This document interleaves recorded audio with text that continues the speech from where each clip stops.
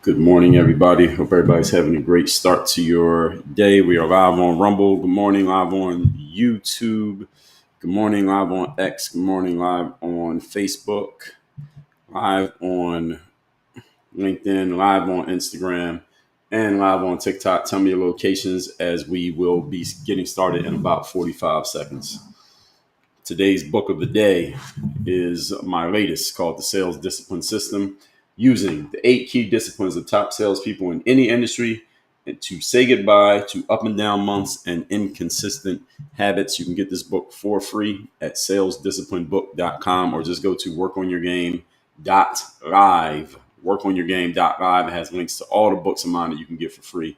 This one, Sales Discipline System.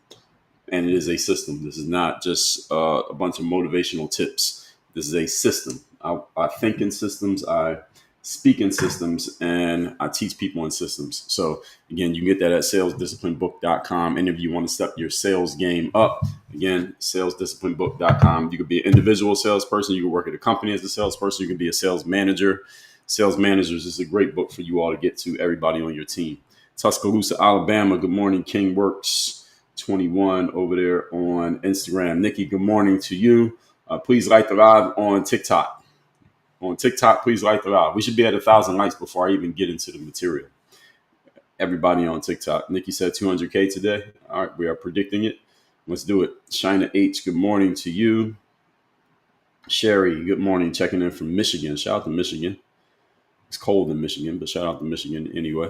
And what we're going to talk about here today, Crespo Realty. Good morning to you over there on IG. Good morning, traditional all day. And let's see.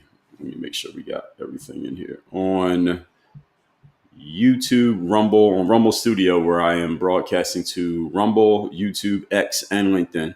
Would be Facebook, but for some reason, Facebook doesn't allow Rumble Studio to connect. I just put the link for workonyourgame.live in the comments over there, and I'm assuming people can see that.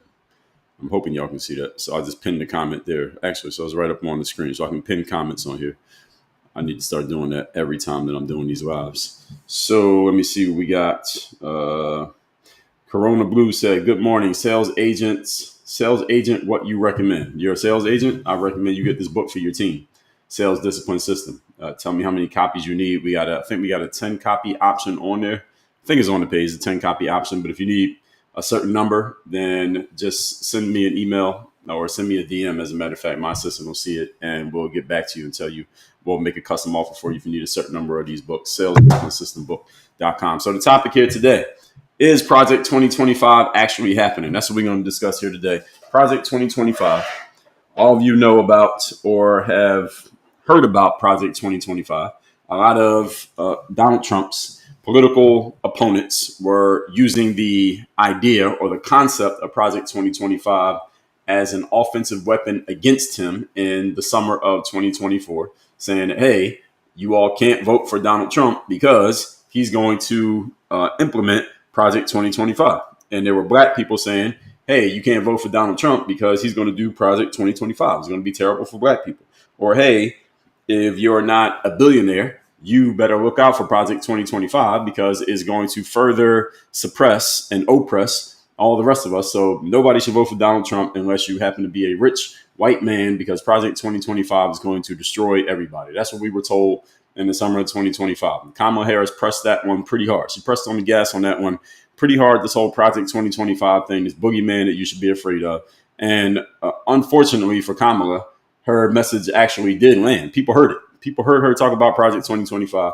I heard people trashing, or not even trashing, but trying to scare everybody with the concept of Project 2025 so much on the Democratic side that I went and looked up Project 2025. All right, what is this terrible project that these rich white men are going to do that's going to destroy everybody other than rich white men?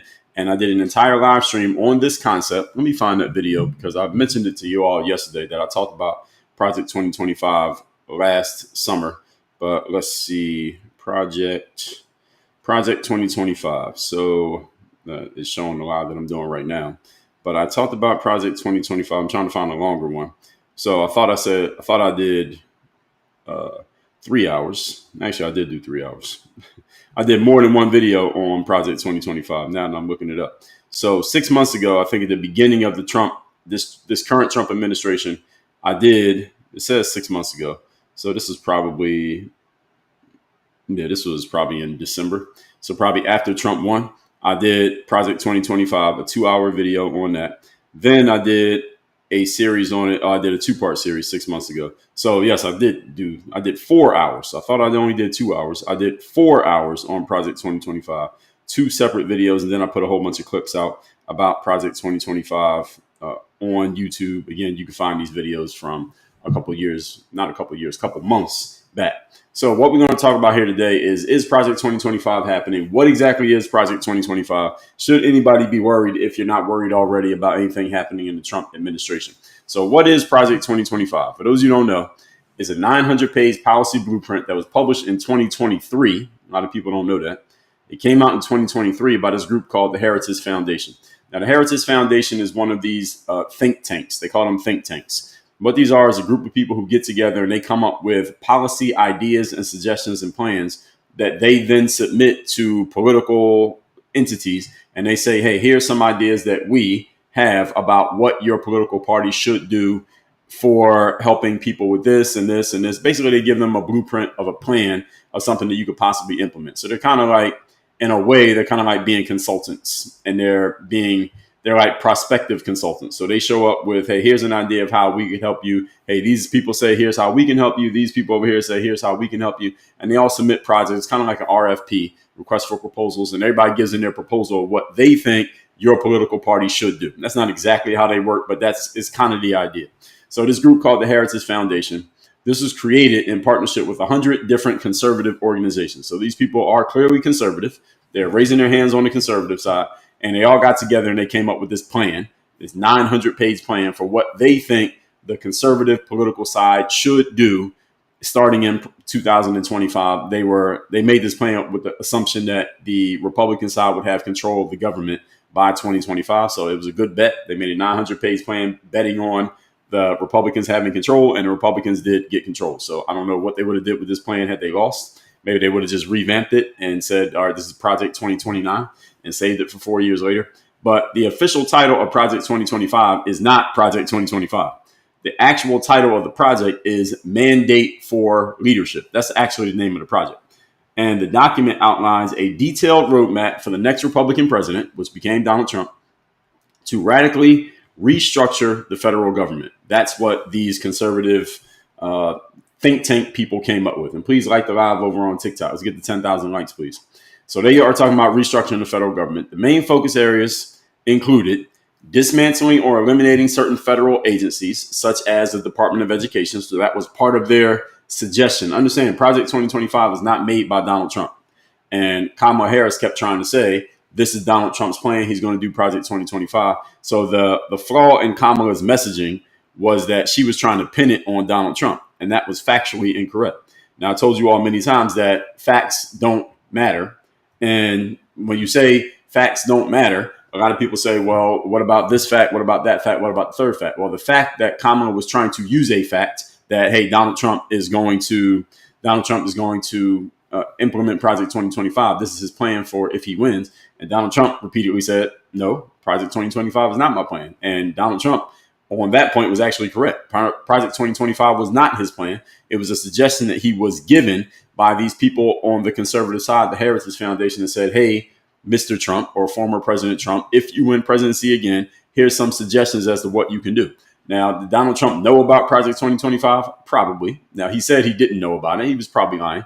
Did he know about it? Probably. Now, was that his entire plan for what he was going to do? Probably not. Did some of the pieces of that plan have something to do with what he was eventually going to do, whether he knew about the plan or not? Probably. Why? Because, I mean, the government is a very big entity. When you're president, you got to deal with a lot of things. You can't think of everything on your own. You don't have enough time or enough brains in your head to do everything on your own. So, of course, you lean on other people who know stuff. So these people who came up with this plan, the Heritage Foundation, obviously they have some insider access to get Donald Trump's ear. All right, we can say that. But was this Donald Trump's specific plan? No. So Kamala was kind of factually off on that. And she was trying to pin it so hard on him and trying to tell everybody, don't vote for him because he's going to do this plan. And his plan is going to be so terrible. The problem is they said it so often that people like myself and others, we went and looked at the plan and said, okay, the things in this plan don't seem so terrible. We're going to get into that here today. So one of the things that the project, also known as Mandate for Leadership, its actual name, it said dismantling certain agencies, such as the Department of Education, which doesn't mean that kids can't go to school anymore. It just means that education would no longer be federally controlled, i.e. by the government, and telling every state what to do and what not to do. Instead, it would be state controlled. So a lot of people, when they hear that some federal agency is going to be dismantled, they incorrectly believe that means that that whole thing will never be regulated or there'll be no rules and everybody can just do whatever they want and it becomes the Wild West. That's not the way it works. When a federal agency is dismantled in the United States of America, all that means is that each state now can make their own rules and their own bylaws and their own processes for how they want to do things, even more than they were already. So each state already has ways that they can do things. So the state of Pennsylvania does their education system a little bit differently than the state of Delaware and different than the state of Florida and the state of Texas. They all do it a little bit differently right now. But if the Department of Education was removed, then all the federal guidelines that the DOE says you must do this regardless of what state you are, those will be removed. And now each state has more freedom to do things as they want to do them. But understand that doesn't mean every state just starts going crazy. What it means is that you, as a voter, your vote has more say over what happens in the education department in your state because there's no federal guideline telling them that they have to do certain things anymore, at least not as stringently as it is with the Department of Education in existence. So basically, removing a federal agency, all it does is give more power back to the states, which in turn gives more power to people like you and I. Why? Because now our vote at the state level will have more influence over what actually happens in our everyday lives, which is why the conservative party or the Republicans or even Donald Trump has consistently said, I want to give power back to the states. Why does he want to do that? So that each individual state can kind of make their own choices. And if you don't like what's happening in Nebraska, you can move to Wyoming. You don't like what's happening in Wyoming, move to Idaho. You don't like what's happening in Idaho, move to Washington. You don't like what's happening in Washington, move to New Jersey. So you have options. If you don't like what's happening in one state, you can move to another state when everything is at the state level. But if everything's at the federal level, doesn't matter where you go because the federal rules are going to apply no matter where you are. And this is what people get frustrated with when people talk about this term big government. This is what they mean. And again, I'm painting this with a very broad general brush, but that's generally what it means. And Donald Trump is trying to. His thing is smaller government. That's one of the things he stood on. He hasn't been huge on it, but he's been on it. I want to give more power back to the states. So I'm just using this as I'm using the Department of Education as an example of what Donald Trump is trying to do, along with the suggestions of this mandate for leadership that many of you know as Project 2025. And I brought up Kamala because she kept pushing this as if this was going to hurt Donald Trump's campaign. I think it actually helped it. I think this helped Donald Trump's campaign because when people found out what was actually in Project 2025, they said, oh, all right, yeah, we want this. These are the things we want. I think Kamala just simply miscalculated. That's what I think. If she calculated at all. I think she just threw that out there and it ended up backfiring on her. So Project 2025 wants to reinstate a controversial hiring classification called Schedule F. Schedule F hiring classification means you can replace career federal employees with other people. Basically, people who are locked into a position, you can replace them. And then, of course, you can replace some people who you like. So they could be ideologically aligned people, and that would somehow, some way, according to opponents of Project 2025, this would curb diversity and inclusion initiatives, which I say are completely fine, because if I'm running an organization, I don't necessarily need my cabinet to be diverse. I need my cabinet to be not diverse in a way that diversity, equity, and inclusion states. Their diversity is about, let's get some women and some people of color and some gay people in there. That's what they mean when they say diversity. When I say diversity, what I mean is I need somebody who understands this sector, someone who understands this, someone who's an expert at that, and someone who knows this piece really well, and someone who knows these pieces over here. That's also diversity. But when you hear diversity, equity, and inclusion, what they're talking about is of immutable characteristics. Again, what color you are, what gender you are, what you like to do in the bedroom. That kind of diversity has no bearing on performance in the business world or in the government world. The type of diversity you need is diversity of skill set and diversity of knowledge and diversity of ability. Now, that was what the D in DEI stood for. I'd be a fan of it. But since that's not what it stands for, that's why I'm not a fan of it. And also the inclusion part.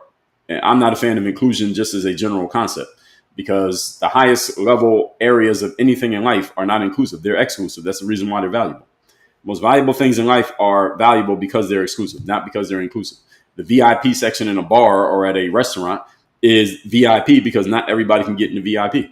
The New York Knicks is not everybody can play for them. The New York Knicks became inclusive, and instead of having 12 people on the team, they had 35 people on the team. Then being on the team would not matter as much when it's 35 people as when it was 12. The less that people can access it, the more valuable a thing becomes. And everyone generally understands that. But then when we start throwing around this word inclusion, people act like this is something that we just have to have. And I completely disagree. But anyway, also, Project 2025 talked about repealing climate regulations. And any of you knows anything about climate regulations, just understand this, that there are very huge industries that make a lot of money that don't want climate regulations to come into place because it would hurt their business. It would hurt their bottom line. So a big oil company does not want us to go all green energy, because then we wouldn't be buying oil from the oil companies. And therefore, the oil company would pretty much go out of business. They would no longer exist in their current state. So they will fight through regulation to keep that industry alive by blocking anything that comes to, let's just say, green energy or something like that. And there's a very huge industry there with a whole lot of money that will fight very strongly to get their way. Now, some of you may have a problem with that. Well, okay. At the same time, people have a problem with the Department of Education, because the Department of Education is backed by the teachers union, which are all the teachers that work in public schools in America, generally speaking. They pay into that union, and that union will fight very strongly to keep things as they are, even if it means that the kids are not learning the way that the kids should be learning. This is what happens when you get big government. You get these big bureaucratic organizations using their money as leverage to control things politically. And even if a president comes into place and they want to get rid of these things, let's say I become president and I want to get rid of the Department of Education. Well, the Department of Education is not going to just walk away quietly and allow that to happen. What they're going to do is they're going to use their money and they're going to campaign against me to try to keep me from winning in the first place. Or they're going to use their influence to call on people who have my ear and have access to me. And they're going to try to make it as hard as possible for me to get rid of them. Why? Because if I get rid of the Department of Education, then a bunch of people whose careers are based on the Department of Education existing, now their career goes away. This is what happens in politics. So any of you who looks at a politician and wonders, why don't they just do ABC? It's because it's not so easy. And these are huge entities with a lot of money and a lot of influence that will do what they need to do to protect their bottom lines. And their bottom line is how much money they make. And in a capitalistic society, this is how it works. For the Department of Education, all the teachers who work there, I don't know how many teachers are in the teachers union. Let's find out. How big is the Department of Education and how many teachers are in the National Teachers Union? And I'm going to explain to y'all once I have this information what it means. So when Donald Trump and his Heritage Foundation folks come in and they start talking about getting rid of the Department of Education and Elon Musk, et cetera, et cetera. So the Department of Education itself, just the entity itself, has about 4,000 employees, a little bit more than that. And there's another 1,100 people working across regional offices, so about 5,000 people. Their budget, anybody want to guess what's the budget of the Department of Education? Somebody give me a guess. Yearly budget. How much money does the Department of Education spend every year? I'm just using this as an example, just so y'all understand, y'all can frame this concept. Give me a number of what is the Department of Education's yearly budget. Does anybody know their yearly budget? So let's see. Amber says $1.5 billion. Renee says $2 billion. Wifey says $330 million. CC says 800 billion. 800 billion is a lot of money. Let's see. Fit Business said Kamala probably had no idea what it was about, just talking to, going along with the vibes. Yeah, pretty much. I think her people told her just mention that, and that'll make it look bad. Marky Man says 150 million. Gary says 30 billion. None of you is really close. CC, you overshot it. The yearly budget for the Department of Education is $268 billion. $268 billion. So we got an $800 billion guess. That was a little bit too high, but $268 billion. So a bunch of you guessed a little bit too low. I don't know where. I like that one. Well, wifey, I never saw that gift before on TikTok. Thank you. Let's get the 30,000 likes over here on TikTok. I didn't know that the Department of Education could spend $268 billion. What are they doing with that money? And I don't know. I don't even have an answer where that money is going. And this is the reason why Elon came in and tried to help them save money. So Will, I saw you say $1 billion too. Well, Brandon said $10 million. Yeah, they'd be living in cardboard boxes if that's all they spent. But I don't know what they're doing with all that money. This is why Elon came in trying to figure out where the money's going. What's the Department of Education doing with $268 billion? Don't people always talk about how teachers are underpaid, public school teachers underpaid, and they got to spend their own money to decorate their classrooms. But there's the Department of Education spending $268 billion a year. Where the hell is that money going? Does anybody know? I don't know. Where's all that money going? We're going to ask a follow-up question so we can talk about this. But anyway, that's not even the point here today. National Teachers Union is called the NEA. That's the National Education Association. Total membership right now is 2.8 million people.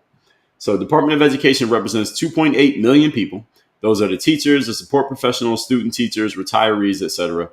And about 2.5 million are actively working. So I need to know where the hell is that money going?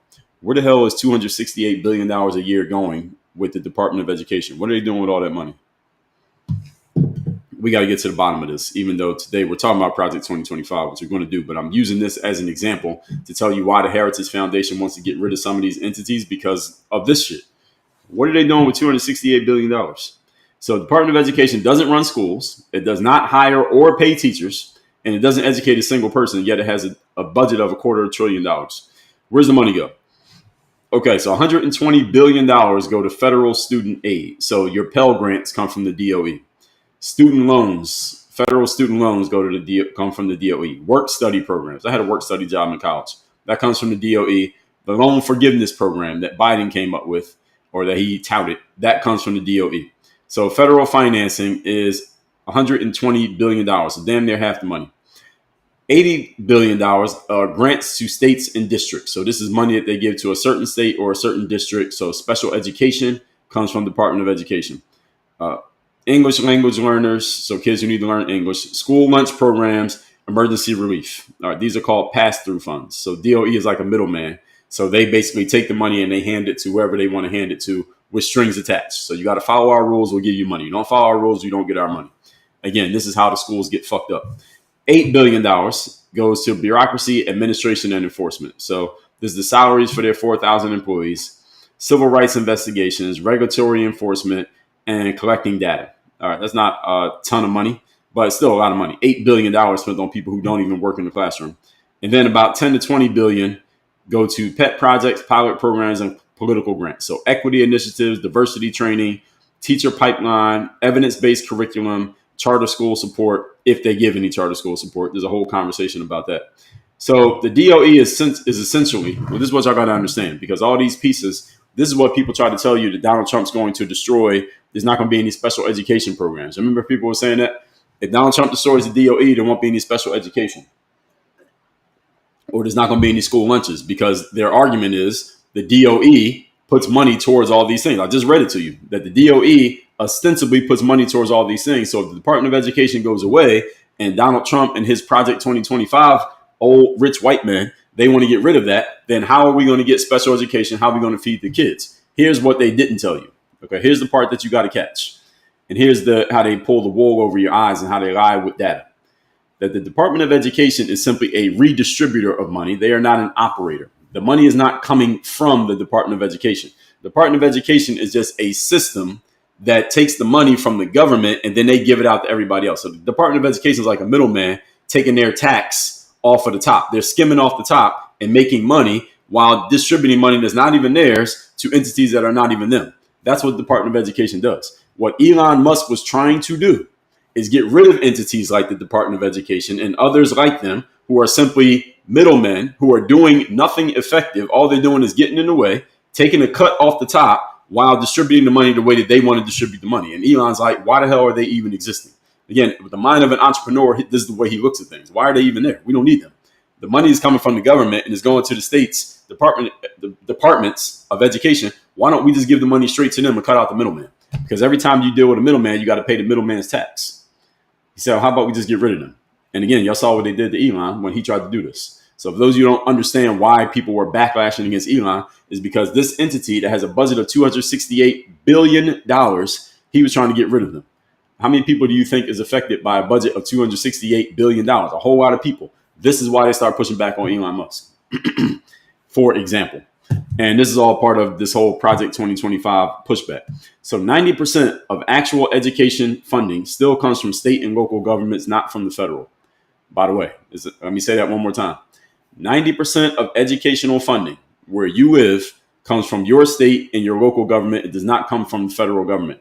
But the DOE, federal agency, has a budget of $268 billion. Where's that money going? This is what Elon was trying to find out. Okay, so those of you who don't understand all the pushback against Elon, this is what I'm explaining to you. 90% of the money that goes to the schools that you send your kids to is coming from the state, not from the $268 billion that the DOE has. Where the hell is that money going? I'm asking for the fifth time. Where's that money going? This is what Elon was trying to find out, and they ran his ass out of there, or they acted like they did. Federal money comes with power. You get mandates, you get data collection, you get policy influence. This is what the DOE does. They have influence, a lot of it. And that's how a department with 4,000 people controls 3 million teachers and 100,000 schools because they control the money. So if the school says we need money, they say, okay, we'll give you money. But if we give you money, you got to do this, this, and this. If we give you money, you got to hire some black people. We give you money, you got to hire some women. We give you money, you got to hire some gay people. Not because they're better teachers, but because we want to hit these quotas and we got the money. So if you want our money, you got to do what we said. This is how you end up with your hands tied behind your back when you're working with the federal government. This is the reason why I don't want to get into politics. Because see, if I get into politics and I try to do the things that I think make the most sense, I'm going to run into stuff like this. Okay, if I want to get this done, I had to appease this person who has the money. But to appease them, I got to do what they want me to do. And what they want me to do is something that I don't want to do. Now, what do? I either get nothing done because I want to stick to my principles, or I get something done, but now I got to compromise. This is what happens when you work in bureaucracies. This is why I prefer entrepreneurship. And Elon Musk found this out. Now, he found out real quick what happens in a bureaucracy ain't the same as what happens in an entrepreneurial venture. You can't just do what you want to do. Same thing with Donald Trump. So this money for the DOE is going into bureaucracy, paperwork, compliance, and ideology. That's where the money goes. That's where it's going. Paperwork, compliance, and ideology. Most of it never touches a student. It never lands in a teacher's paycheck. We got any teachers in here? That money ain't going to you. It's not going in the teacher's paycheck. It never improves the actual learning environment, but a whole lot of money is getting burnt up in the process. Their power of the DOE is they have financial leverage because they exist. So when Elon came in and tried to get rid of them, the people who make money from that said, no, we're not going to let this guy do that. Let's go do a smear campaign. Whatever we got to do, don't let him do that because he's affecting my living. I've been doing this for 40 years. I got another 20 before I retire. I can't let him destroy my well-being. And they went and attacked his ass. That's what they did. Let's get up to 40,000 likes on TikTok, please. So this is one of the entities. Now, I just gave you all that background just on one entity, the Department of Education. Elon Musk came in and he was trying to attack like 100 of these things in 90 days. So again, his eyes were bigger than his stomach. Elon thought he could come in there and do this like an entrepreneur. He found out real quick.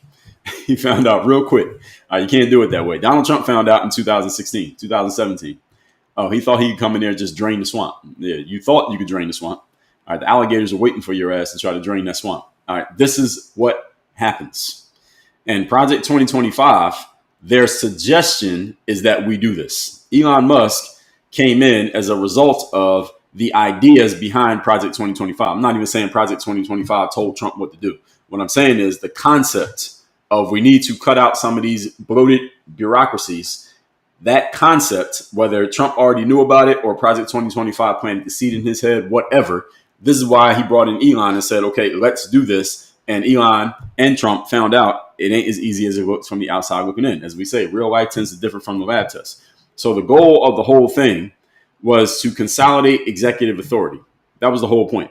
We want the executive branch to have more authority and more power over what happens. And the goal was to have these sweeping reforms to enact them rapidly through executive actions, bypassing the bureaucratic resistance that has slowed down past agendas. That was the whole idea.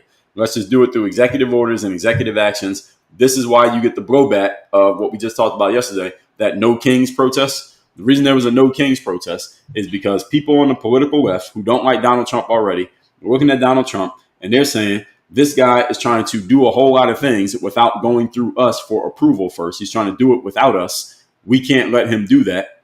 And in order to stop him, we have to paint a picture to the everyday citizen that what he's doing is just morally wrong. We have to make it somehow emotional. So we're going to make this whole thing about he's trying to be a king and let's protest against him trying to be a king. What does that actually have to do with any of the policies that he's trying to change or any of the things he's trying to do? The answer is absolutely nothing. But if you were to go and give all that detailed background that I spent the last 20 minutes on to the average citizen, they're not going to understand it, nor would they care. And you wouldn't see anybody protesting last Saturday if they had to understand this. But if you just say, hey, he's trying to be a king and he's doing these terrible things, and you just tell people some surface level highlights, that'll be enough to get them excited. This is the way politics work. If you want to be in politics, you got to be willing to play this game.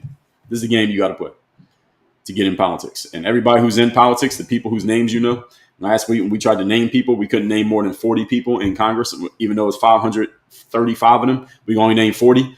All right, the people whose names you know, they're really good at playing this game. And the ones who you don't know, they're good at it too. You just don't know them. So what Project 2025 wanted to do is slow down this bureaucratic resistance. And they're trying. They're still trying. And they're getting a ton of pushback. 6 months into Trump's administration, you see the pushback. They just did a fucking protest last Saturday. About what? What are they protesting exactly? We don't know. Nothing. They weren't protesting anything. This is making noise. Now, Donald Trump has publicly, again, tried to claim that he knew nothing about it. But several people who work in Donald Trump's administration right now were part of the authors of Project 2025. So, again, with Donald Trump kind of playing politics when he said he didn't know about it? Yes. Now, is that the whole plan? No. So since his reelection, what's happened is many early policy moves are aligned with what Project 2025 said.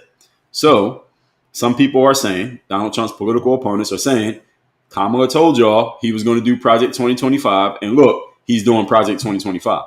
Here's what I say to that. And I already said this, but let me say it more clearly. That the things that Donald Trump is doing right now, he probably didn't need Project 2025 to write it down and put it in a document for him to understand he wanted to do it. He was already president for 4 years. He already tried to drain the swamp and he couldn't do it. And he came back in with another team of people knowing that he needed a different approach this time than he had last time. Project 2025 did not just plant these ideas in his head out of the blue. All right, he was already on the inside. He was the damn president. All right, there's no more inside than being the president. So he knew these things. Project 2025 may rhyme with what he's doing, but we can't say that he's doing it because of them. I think they did it because of him. Actually, if you want to actually ascribe a reason to something, I think Project 2025 existed because of Donald Trump. It's not Donald Trump doing what he's doing because of Project 2025. They're following his lead. He's not following them. Anyway, so a lot of things that he's doing so far align with the same things that are in Project 2025, which allows people without that context to say, oh, well, he's doing everything we told y'all he was going to do. He's all these terrible things. He's going to be a dictator. He's going to send the government after you. He's going to send the military after you. All these things that they're doing. So he's trying to overhaul the Department of Justice. He's reviving Schedule F so he can remove people and replace them with somebody else. He wants to increase centralized control of the executive branch while at the same time making smaller government. And supporters say this is long overdue. They say it's about time we did this because this removes all this bloated federal government oversight and restores traditional values. That's what the people who like it say. Critics say that he's just hiding behind patriotic language and doing authoritarianism. So it's basically he's trying to be an authority. He's trying to be a king. He's trying to be a dictator on day one. And he's hiding behind this patriotic language that he's trying to help the country when he's really just trying to help himself. That's what his critics are saying about this Project 2025. Can we get the 50,000 likes on TikTok, please? So this conversation is not just about what the document says, because any of you can go read the document if you want. It's 900 pages. I don't know if you have time. But it's about how much of it is already happening and whether it's a threat, a solution, or just politics as usual. That's what we're here to try to figure out here today. So Project 2025, it tries to streamline the government by eliminating these redundant and bloated federal agencies. So Elon Musk was the face of trying to do that, but there are others trying to do it whose names we don't know. But the Trump administration is trying to do that. They're trying to take these bloated agencies, such as the Department of Education, and get rid of them and free up $268 billion, which might make a dent in that $37 trillion that we are in debt right now as a country. But as soon as he tried, they said, no, Elon. No. You're not a dictator. No. You can't just do that. We're going to take you to court. We're going to get on social media and trash your name. We're going to attack you. And that's exactly what they did. So can any of you imagine working in the government? Anybody here working in the government? Not federal. You can work in a local government. When you work in government, this is the shit you have to deal with. This is the shit sandwich that you have to eat. In episode 1661 of my podcast, I talk about the shit sandwich. And the shit sandwich is anything that you do in life, there's a part of it that you don't see from the outside looking in that is not fun, not easy, but you have to deal with it if you're going to do it. And when you work in the government, this is the shit sandwich, is that you got to go through this person and that person. You got to get this signature and this approval, and this money got to be freed up, and this budget has to be open in order for you to get anything done. As opposed to when you're an entrepreneur, you notice that very few people go from being entrepreneurs to working in the government. It doesn't happen that often. People will leave the government to go become an entrepreneur. Nobody leaves entrepreneurship to work in the government. Why? Because as soon as you go from being an entrepreneur to working in the government, you go from not having to answer to anybody to having to answer to every fucking body. Who wants to do that? You go from being able to have an idea at 8 o'clock in the morning and having it implemented by 12 in the afternoon to having an idea on Monday. You can't implement the shit for 6 months. All right. That's what happens when you work in the government. And it's all of this red tape that you had to deal with. And Trump knows about it. Elon found out about it. But you want to talk about fucking around and find out? That was Elon. He fucked around and found out. It ain't so easy to get things done in the government. And that's why Elon said, let me go back to Tesla. Let me go back to putting rocket ships on Mars. That's easier. It's easier to put rocket ships on Mars than it is to get anything done in the government. I think Elon would co-sign that. Elon, I'm on X right now. I don't know if Elon's watching, but he can co-sign that if I got it right. So what people are saying is that the critics say that Trump and company, they're just trying to centralize federal power to put it all in the hands of the executive branch, and that makes things dangerous. And I can see the argument for that because, listen, when Joe Biden was in charge, he did things. I mean, y'all saw what happened to Trump in 2024. Joe Biden could have stopped all that if he wanted to. Joe Biden had his hands on all of that. Joe Biden and Kamala Harris had their hands on all those cases that Donald Trump got hit with in 2024. And when the executive branch has more power than it already has, that kind of stuff can happen. So it may feel good to you if you like Trump and he has the power now, but imagine if Kamala wins in 2028. Would you still feel good about that same level of executive power? So I understand that pushback. On the flip side, it restores presidential authority over unelected bureaucrats, which I believe the president should have authority over. And this is the swamp. An unelected bureaucrat, whenever you hear that term, unelected bureaucrat, these are the swamp. When Donald Trump said drain the swamp, he's talking about these guys. Because he doesn't have to drain the swamp of Congress people like representatives or senators. He doesn't have to drain the swamp of them. And he doesn't have to drain the swamp of Supreme Court justices because they get appointed and you're in there for life or until you decide to walk away.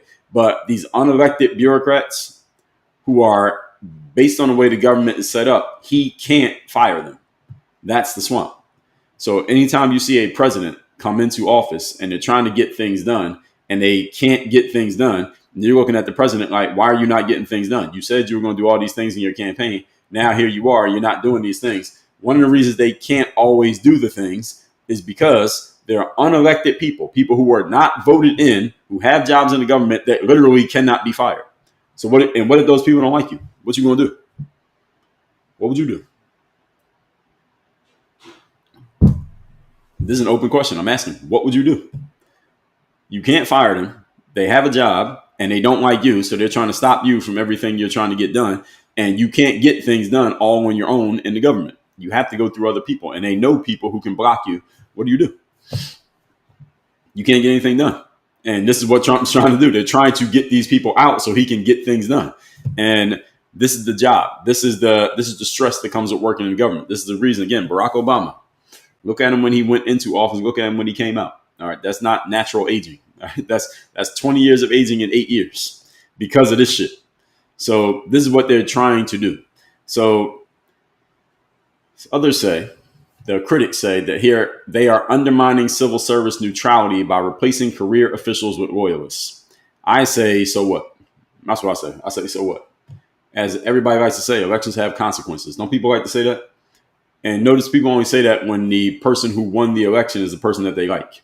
But nobody says it when the person that you don't like wins the election. Elections have consequences. And one of the consequences of an election is that the person who won should be able to fire officials and bring in the people who they want to bring in. If you hire a new coach on a football team, that coach can come in and fire a bunch of the assistants from the previous regime if they want to. They can fire all of them if they want to. They can fire the water boy. They can fire the equipment manager. They can fire everybody and bring in the people who they want. Why? Because I want to run the program a certain way. As Bill Parcells, the famous football coach, once famously said, if you want me to make the meal, you got to let me shop for the groceries. So let me choose who I want in terms of the players, the coaches, et cetera, et cetera. And if you don't have that control, then you may be fighting with your hands tied behind your back. So you're supposed to be winning, but you got a bunch of people on your team who you don't even want on your team, but you can't change them because you don't have the power to do so. Again, who would want to get into a job like that? I can understand the frustration behind having a job like that. And if you're in the executive branch and you want to put people who are loyal to you on your team to help you execute your plan, that's kind of what we voted for. That's the reason why we have elections. If we voted for Biden and Biden wants to bring in all his own people to do what Biden wants to do, that is the consequence of the election. If we voted for Kamala, same thing. If we voted for Trump, same thing. All right, he brings in his people so he can do what he said he was going to do. We voted for it. If you didn't want it to happen, you should have voted for somebody else. All right, that's the consequence of an election. The problem is, no matter who wins, and this is one of the things that people say about the government all the time, and I say it myself, it doesn't really matter who wins the election. Your life is, you still have, for the most part, you have control over what happens in your life, and the government is still going to be the government and generally be slow and ineffective and bureaucratic, regardless of who wins, Democrat or Republican, Trump, Kamala, Biden, Obama, Bush, Clinton, whoever. Why? Because they often, because of this system of checks and balances that we have, it was beautifully designed so that we didn't have any one person who could dominate. It was a beautiful idea by the founding fathers, the people who mapped out what this country would become. At the same time, it's become something that it wasn't supposed to become, to where we can't really you can't get anything done if there are people in there entrenched who don't want you to get anything done. They'll just block you. You saw what happened to Barack Obama in his second term. He got blocked. Everything he tried to do, it got blocked. Trump, a lot of things he tried to do, got blocked. Right now, Trump has control, but if the Republicans lose power in 2026, it's going to go right back to a stalemate. And then it's just going to keep flipping back and forth. And 50 years go by, nothing really gets better because whichever side has power at this point, then the other side blocks them. And it's just this cat and mouse game. And the middleman in this whole game, the pawn in this game, is the everyday citizen. Because we're sitting there looking at them like we voted for these people. Our tax dollars are going into their pockets for their salaries. And they're supposed to be getting certain things done for us. They ain't getting shit done, but arguing with each other. And they each are blaming the other one when they come on TV cameras. And we don't know who's right and who's wrong. And the whole game is being played the entire time. They're just making money off our tax dollars and nobody's getting anything done. And we are all pissed off at them. When people finally wake the fuck up, we realize it's not the Democrats versus the Republicans, or I'm a Democrat, you're a Republican, we should be at each other. No, it's all of them. It's the entire Washington, D.C. All of them is the problem. This is not a Democrat or Republican issue. And Democrats versus Republicans is what the politicians and the media play up to keep the everyday person confused. Oh, so you're a Democratic voter, so that means Trump must be your problem. Or you're a Republican voter, so Biden must be your problem. No, bullshit. See, that's the game. That's the kid game. That's the 3-card Monty, as Royce White often says. This is just the game that they're playing to keep you distracted. The real game is that all of these mofos are complicit in this whole process. All of them are involved. And you get excited between this candidate and that candidate when the real game is that all of DC is just completely, all of this shit is just fucked, is what it is. That's the problem with the government's system right now. It's too bloated. It's too big. There are too many entrenched people and nothing can really get done no matter who you are. Can we please get up to 60,000 likes over on TikTok? We're doing good. We're healthy. Can we get to 60,000 over there? So What Project 2025 would do is enable faster implementation of campaign promises. Now, again, if you like Trump, then you'd be happy about that. If you don't like Trump, you'd be scared about that, depending on what you've been listening to. I say if we voted for the person, let them do what they want to do. I mean, within reason. They still have to go through the general system of checks and balances, but generally they should be allowed to do what they want to do because we voted for them. We chose it. And if you didn't want that person to do what they're going to do, then vote for somebody else. And if you didn't vote, then shut the fuck up. What you complaining about? You didn't vote.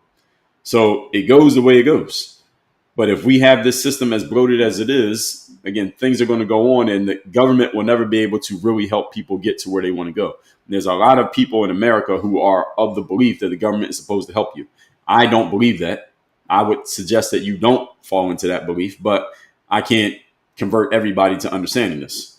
There's a bunch of people who are always going to think that no matter what somebody like myself says. But those of you who are listening, do not depend on the government for anything. Don't look to the government for anything. Their only job is to protect your rights, not grant you rights, but protect your rights and to stay the hell out of your way. That's it.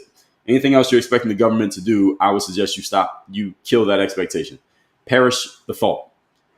But there are a lot of people who will not. They're going to expect the government to do something. What they need to understand is that it's not about Republican versus Democrat. It's the entire system that is screwed. And until the entire system gets uprooted, which might cause a little bit of anarchy in the United States of America, we're going to continue to have this problem. That's where we're at right now. Or until some country comes in and causes a serious crisis in terms of like war or something like that, which I'm not sure Americans want. But this is the only way we're going to break up the system. That's my prediction. The only way this system gets broken is there's a complete upheaval of the government and we have anarchy for some period because there's no government controlling things, and or we get attacked by a foreign country, and in the process of that chaos, the system gets uprooted. But those both require a significant amount of short-term pain. So I don't know if y'all are ready for that. But that's the only way I see the system changing in our lifetimes, that is. So critics of Project 2025 say the concept weakens the checks and balances by sidelining congressional input. I say good. Generally good. Congressional input really depends on what they mean by that. Congressional input. 500 plus people in Congress, and they all have agendas. And generally, if you have control of Congress and the executive branch, you can push things through, and if you don't, you can't. Generally, that's how it works. There are exceptions to that, of course. But the checks and balances, it depends on what they're talking about. So this is a term that's very easily used to make things seem bad because most people don't look into the details of this. They just look at the headline and they say, oh, checks and balances, we got to have that. But what the supporters say is that it removes politicized diversity programs and restores merit-based policies, which is Trump. Trump has been pretty solid on that. We want to go back to merit-based policies. We want it to be about people winning, people who are the best performers winning, and the best qualified people getting the job, whatever qualified means to you, and just merit-based policies, which is how it's supposed to be. That's the way America is supposed to be.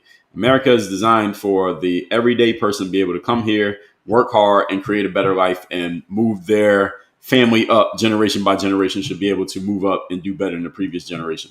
If everything is based on merit, i.e. showing up to work, doing your job and performing, then that's exactly how it's supposed to work. But when we start trying to manufacture outcomes, i.e. equity, like let's make sure everybody ends up in the same place, or let's adjust the situation so that the people who are already behind get to catch up, or let's take the people who are further ahead and pull them backwards so that they're equal to the people who are already losing in the race. That's nonsense. When you start trying to manufacture outcomes, you get problems. You can't manufacture outcomes. That'd be like if you go to fucking Alaska and you try to build a beach like South Beach in Alaska. It doesn't work. You can't manufacture that there. You can't manufacture palm trees thriving and growing in Alaska. It doesn't work. And you can't manufacture igloos and snowstorms in South Beach. It doesn't work. And when you try to go against the grain of the way nature is set up, i.e. some people are just better than others at certain things. And when you start disrupting that and trying to manufacture the different things, you get a whole bunch of nonsense. This is why DEI ended up looking ridiculous. It started out with positive intentions, but it ended up looking ridiculous. Why? Because they were trying to force square pegs into round holes. It doesn't work. You got to let things go the way they're supposed to go. Doesn't mean you can't have policies and rules to make sure everyone is treated fairly and they have their rights, but there's a limit to that, to where you can't start trying to manufacture the result. When you try to manufacture the result, you get problems. And again, in a merit-based system, the best performers are the ones who should win anyway. And if that's not happening, then your system is not merit based. And that means you're not going to have the best performer. You're not going to produce the best results, and you're not going to be helping the people you're supposed to be helping at the highest level that you could be helping them, because you're prioritizing something other than performance. You cannot prioritize more than one thing at the same time. So this whole thing of bringing merit back, I'm 100% on board with it. But critics say you're rolling back civil rights protections for women, minorities, and gay people. All right, this is the pushback. And this is the common thread that they use anytime. And this is what they use. And the reason Kamala got the votes that she got is because of this one right here. Only reason Kamala got most of her votes is, well, A, big part of it was just people who are going to vote Democrat no matter what. B is people who hate Trump and they're going to vote against him no matter who it is. And all the rest of her votes were people who were successfully convinced that because they are a woman, a minority, or LGBT, that they had to vote for Kamala and they couldn't vote for Trump. That was all her votes. I basically told you all Kamala's voters came into three categories: Democratic lifers, never Trumpers, and women, minority, and gay people who said, well, we can't vote for Trump, so we got to vote for whoever the other person is. All right, happens to be Kamala, let's vote for Kamala. That was all her votes right there. And this is the argument they have against Trump. They're rolling back civil rights protections. I remember in 2016, before the election, before the Trump election, there were people coming out saying that eventually we knew someone was going to come along and they're going to take all the gains, all the rights that gay people and minorities and women have achieved over the last 60 years, and they're going to do everything they can to stop it and to roll it back and to make sure that they have no rights anymore. They're going to send it right back to the 1940s if they win. And Donald Trump was going to be that person. People were saying this in 2016. I remember reading it on X, which used to be Twitter. I remember reading people saying that back then. And people were writing full-on articles about this back then. Nowadays, it's mostly tweets, but back then it was articles. Still articles now, but not as many. And this is the whole argument, that he's just going to roll back all the gains for every minority. The only people who will be able to succeed in the United States of America, if this guy wins, are heterosexual white men. And everybody else is going to fail. It's been 10 years. Has that happened? Give me a yes or no. Did that happen? I just want to make sure. Let me check the temperature of the room.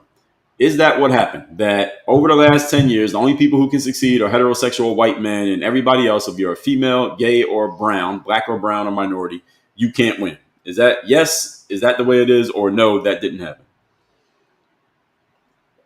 So my question is, put yes if you believe that did happen.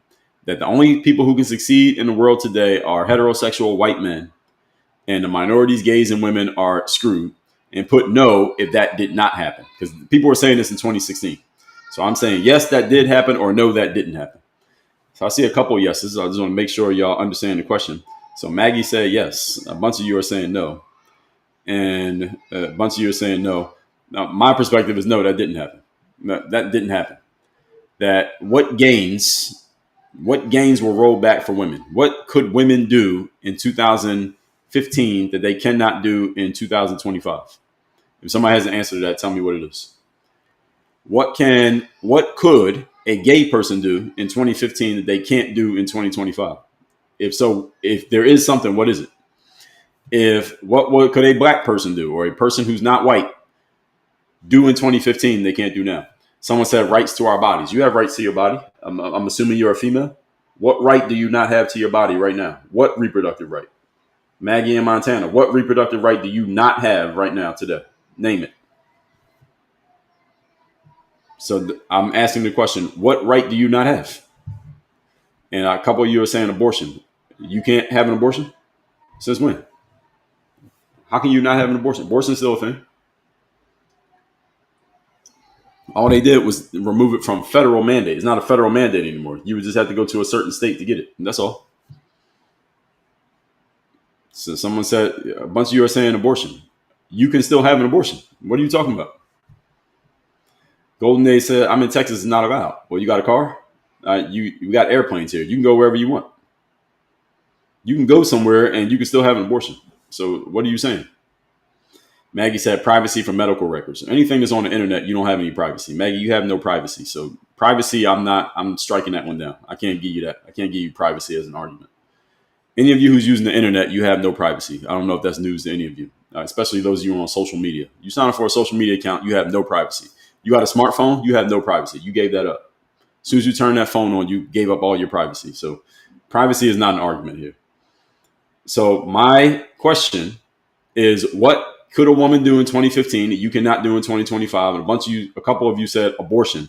You can still have an abortion in the United States of America. You might not be able to have it in your state. You can still have one. So you didn't lose that right. And someone said Roe versus Wade did not even decrease the number of abortions. Yeah, exactly. But even that, people are saying abortion. You didn't lose the right to have an abortion. I'm still waiting for somebody to give me something of substance here. Nobody gave me anything. So all of you came up with just one point, which is abortion. You didn't lose that right. That still exists. So let's continue. What the supporters of Project 2025 say is that revives national border enforcement through stronger immigration controls. I don't think anybody can say that it doesn't. Stronger immigration controls, I think that happened. I think we had to agree that occurred. We ain't got to talk about that. But some say that it encourages the use of military-style tactics in domestic law enforcement, like what we saw last week with the LA thing and the military going out there and people fighting against or protesting against whatever the hell was happening in LA. People protesting against the military being out there because people were out there trying to protest and et cetera, et cetera. Now, I don't think it encourages military-style tactics. I think military-style tactics are used when people are acting like they ain't got no sense. Or that happens in the United States. Once people acting like they have no sense, then the government is going to send in bigger reinforcements. That's pretty much how it goes. And I think people understand that. You fight back against the local cops, and they're going to send in the state cops. You fight back against the state cops, they're going to send the government people in there. And it's just going to get worse. It's going to keep going until you stand down. In other words, you're not going to beat them back. And this whole concept, I saw this on X last week. People were saying this like, oh, well, the citizens are coming out and they're not taking this and they're fighting ICE and they're beating them back and they're kicking them out of the neighborhood. Mofo, do you really think that's going to work? Really? If some law enforcement authorities come somewhere to do something and the citizens fight back against them, it's only a matter of time before they just send reinforcements to that law enforcement. And eventually the citizens are going to be outnumbered and outgunned. I would suggest you not be part of that. I would not jump into that party. I wouldn't jump in that pool. Generally, just my opinion. They say it shifts education control back to the parents and the states, which we already talked about. But opponents say you're defunding federal support for public schools and early education, which is not true. If you actually know how the Department of Education works, which I gave you a high-level breakdown today, you understand that that's nonsense. It sounds good, but that's not true. Then reverses climate over-regulation that harms U.S. businesses. So this is interesting wording here. It reverses climate over-regulation that harms U.S. businesses. Well, I thought the whole purpose of the climate argument was to help the planet, not help the businesses. Tricky wording here, but interesting, but also understandable because there's a bunch of businesses in the United States of America, similar to the Department of Education. There are oil companies in America that if there was more climate regulation and we had to go more green and less oil-based companies, then a lot of those companies would go out of business and a lot of people would lose their jobs and careers and their paychecks. And some say, well, so what? We need to save the planet. Isn't it more important to save the planet than to save people's paychecks? Okay, hold that thought. On the flip side of that argument, you have an entity like the Department of Education, which says they have all these employees and all these people making money based off the DOE's budget, that if you got rid of the DOE, it will cost a bunch of people their jobs and their careers and their livelihoods. And some may say, on the flip side, hey, well, getting rid of the DOE will better help the kids. Isn't it more important to help the kids than to protect people's paychecks? The answer is, I would say yes. So this argument can be flipped on both sides of the conversation. And people tend to only talk about one side of it. They don't want to talk about the other side.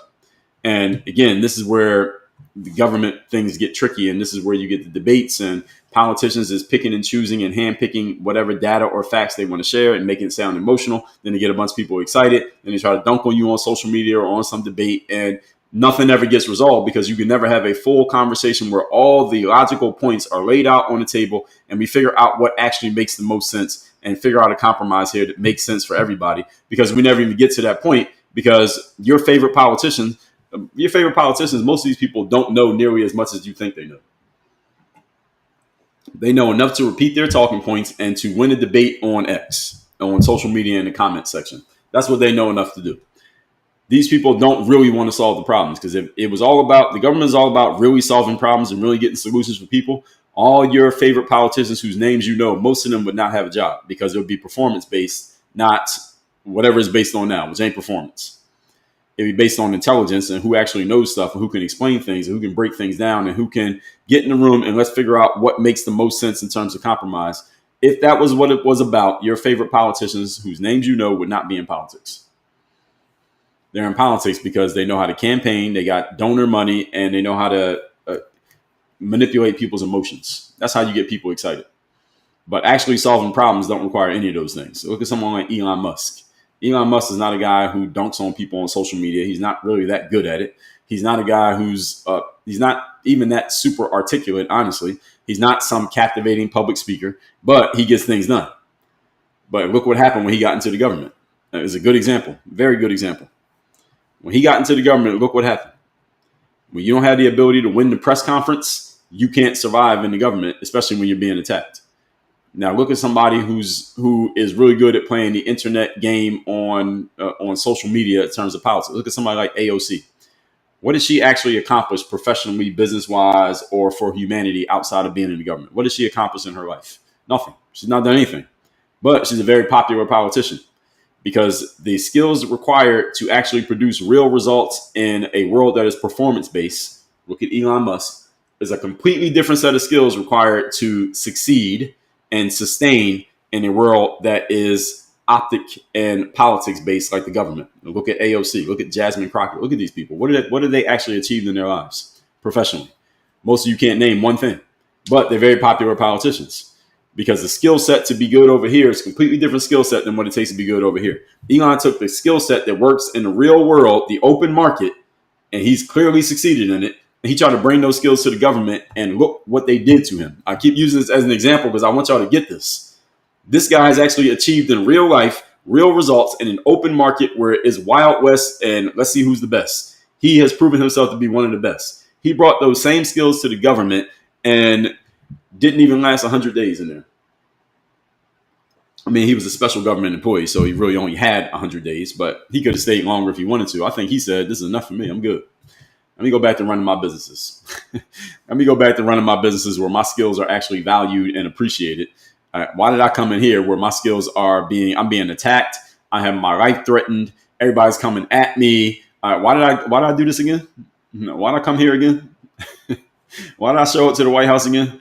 He should have just let Trump win and just went back to running his businesses. He decided he wanted to take a step further, and he took a step a little bit too far, and he got into that swamp, and he said, oh, I ain't swimming with these alligators. You get Donald Trump, you got this. I'll go back to what I was doing. All right. That's what happened. So it dismantles these protections. So what people are saying is that it dismantles environmental protections and pulls out of global climate commitments, which is true. That is what the government is doing. We're getting out of these global climate commitments. Donald Trump's talked about that many times. And we want to save the money. Not save the money, but save the money, because there are some things that will have to happen if we put these controls in place, but also save the businesses. And these businesses give money to politicians, in case y'all didn't know. Oil companies give money to politicians so that oil companies can stay in business and not have regulations put in place that blocks them from doing what they do. This is one of the trade-offs in a capitalistic society. People use their money to get things done. Even if you don't like what they're doing with the money, or you don't like what they did to get the money, they will use it to keep things going. Same thing with the tobacco industry. Tobacco industry has been highly regulated over the last 30, 40 years. It used to be much fewer regulations than it has now. I was in a gas station the other day and I wanted to take a picture of this sign, but I didn't get a chance to.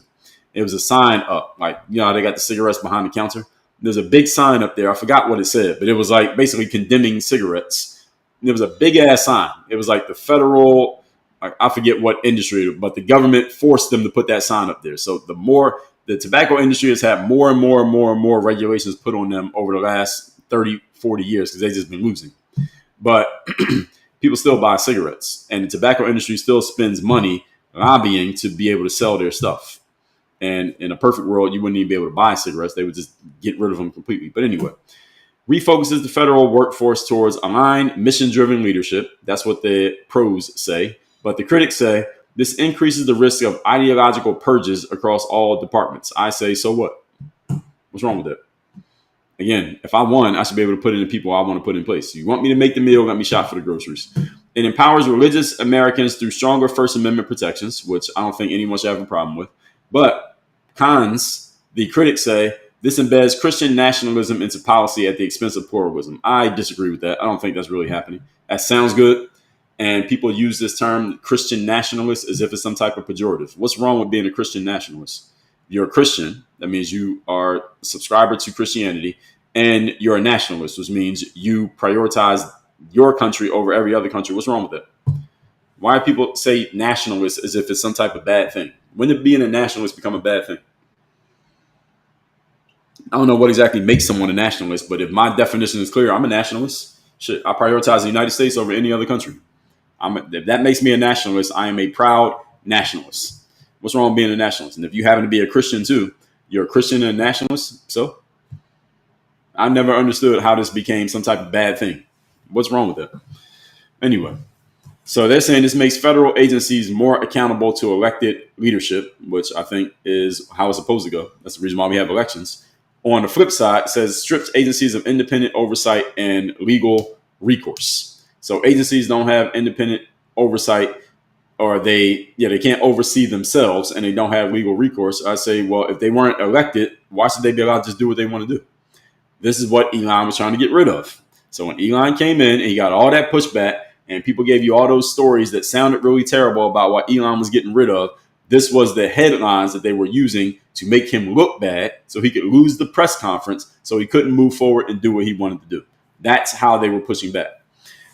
What Project 2025 says they're going to do is reduce government dependency on programs, or government dependency programs, rather, to encourage self-sufficiency. In other words, they're going to pull out that safety net from underneath your feet and say, okay, you're going to swim or you're going to drown, is what they're saying. And some people really don't like that concept, that you're going to swim or you're going to drown because the government is no longer going to be supporting you. Can we get the 85,000 likes, please, on TikTok? And I am a fan of this simply because if you force people to be self-sufficient, people have a miraculous ability to figure it out. Human beings have a miraculous ability to figure things out when they are given no choice but to figure things out. When you offer human beings a safety net that if you don't do what you're supposed to do, we're going to save you, human beings miraculously find a way to not do what they're supposed to do because they know they're going to get saved. This is just human nature. This is just the way it works. And a lot of people, the emotional argument is, well, if you cut things that are supporting people who need help, quote unquote, need help, then you're just leaving them alone, and we can't do that. And then you make a strong appeal to emotion argument.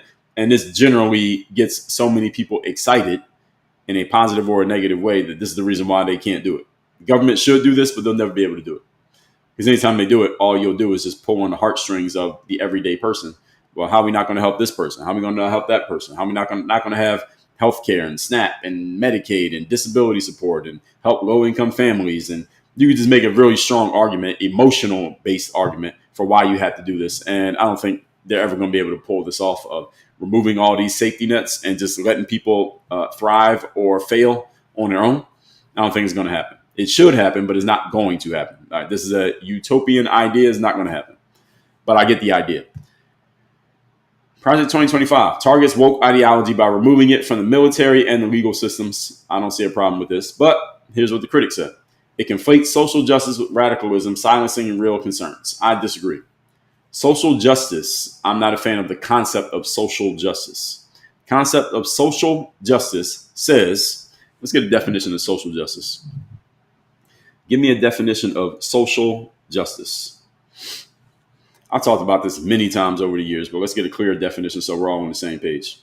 It is a belief and pursuit of a society where all individuals, regardless of race, gender, class, or background, are treated equitably, keyword, equitably, and have access to the same rights, opportunities, and protections. Well, if that's the textbook definition of social justice. Here's a different definition, or a further definition, let's say. At its core, here's what social justice says.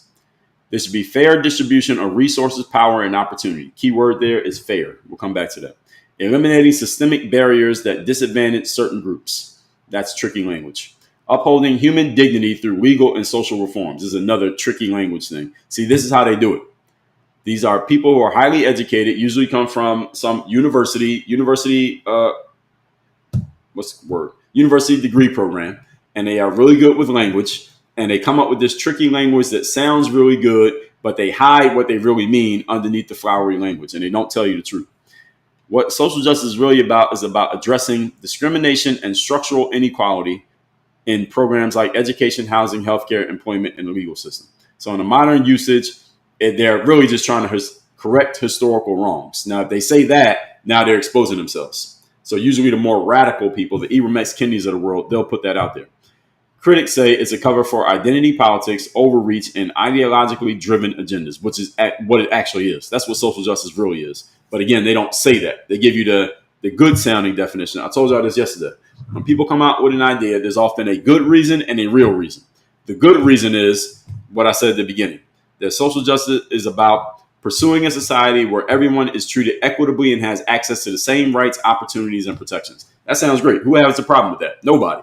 But then when you find out what they really mean, now it sounds different. See, that's the good reason. The real reason is we want to correct historical wrongs by basically taking anything that the white man has or has had traditionally, and we want to pull it away from the white man. We want to give it to racial minorities, and to women, and to gay people. We want to balance everything out. The problem with that is you cannot manufacture outcomes. I already told you all that.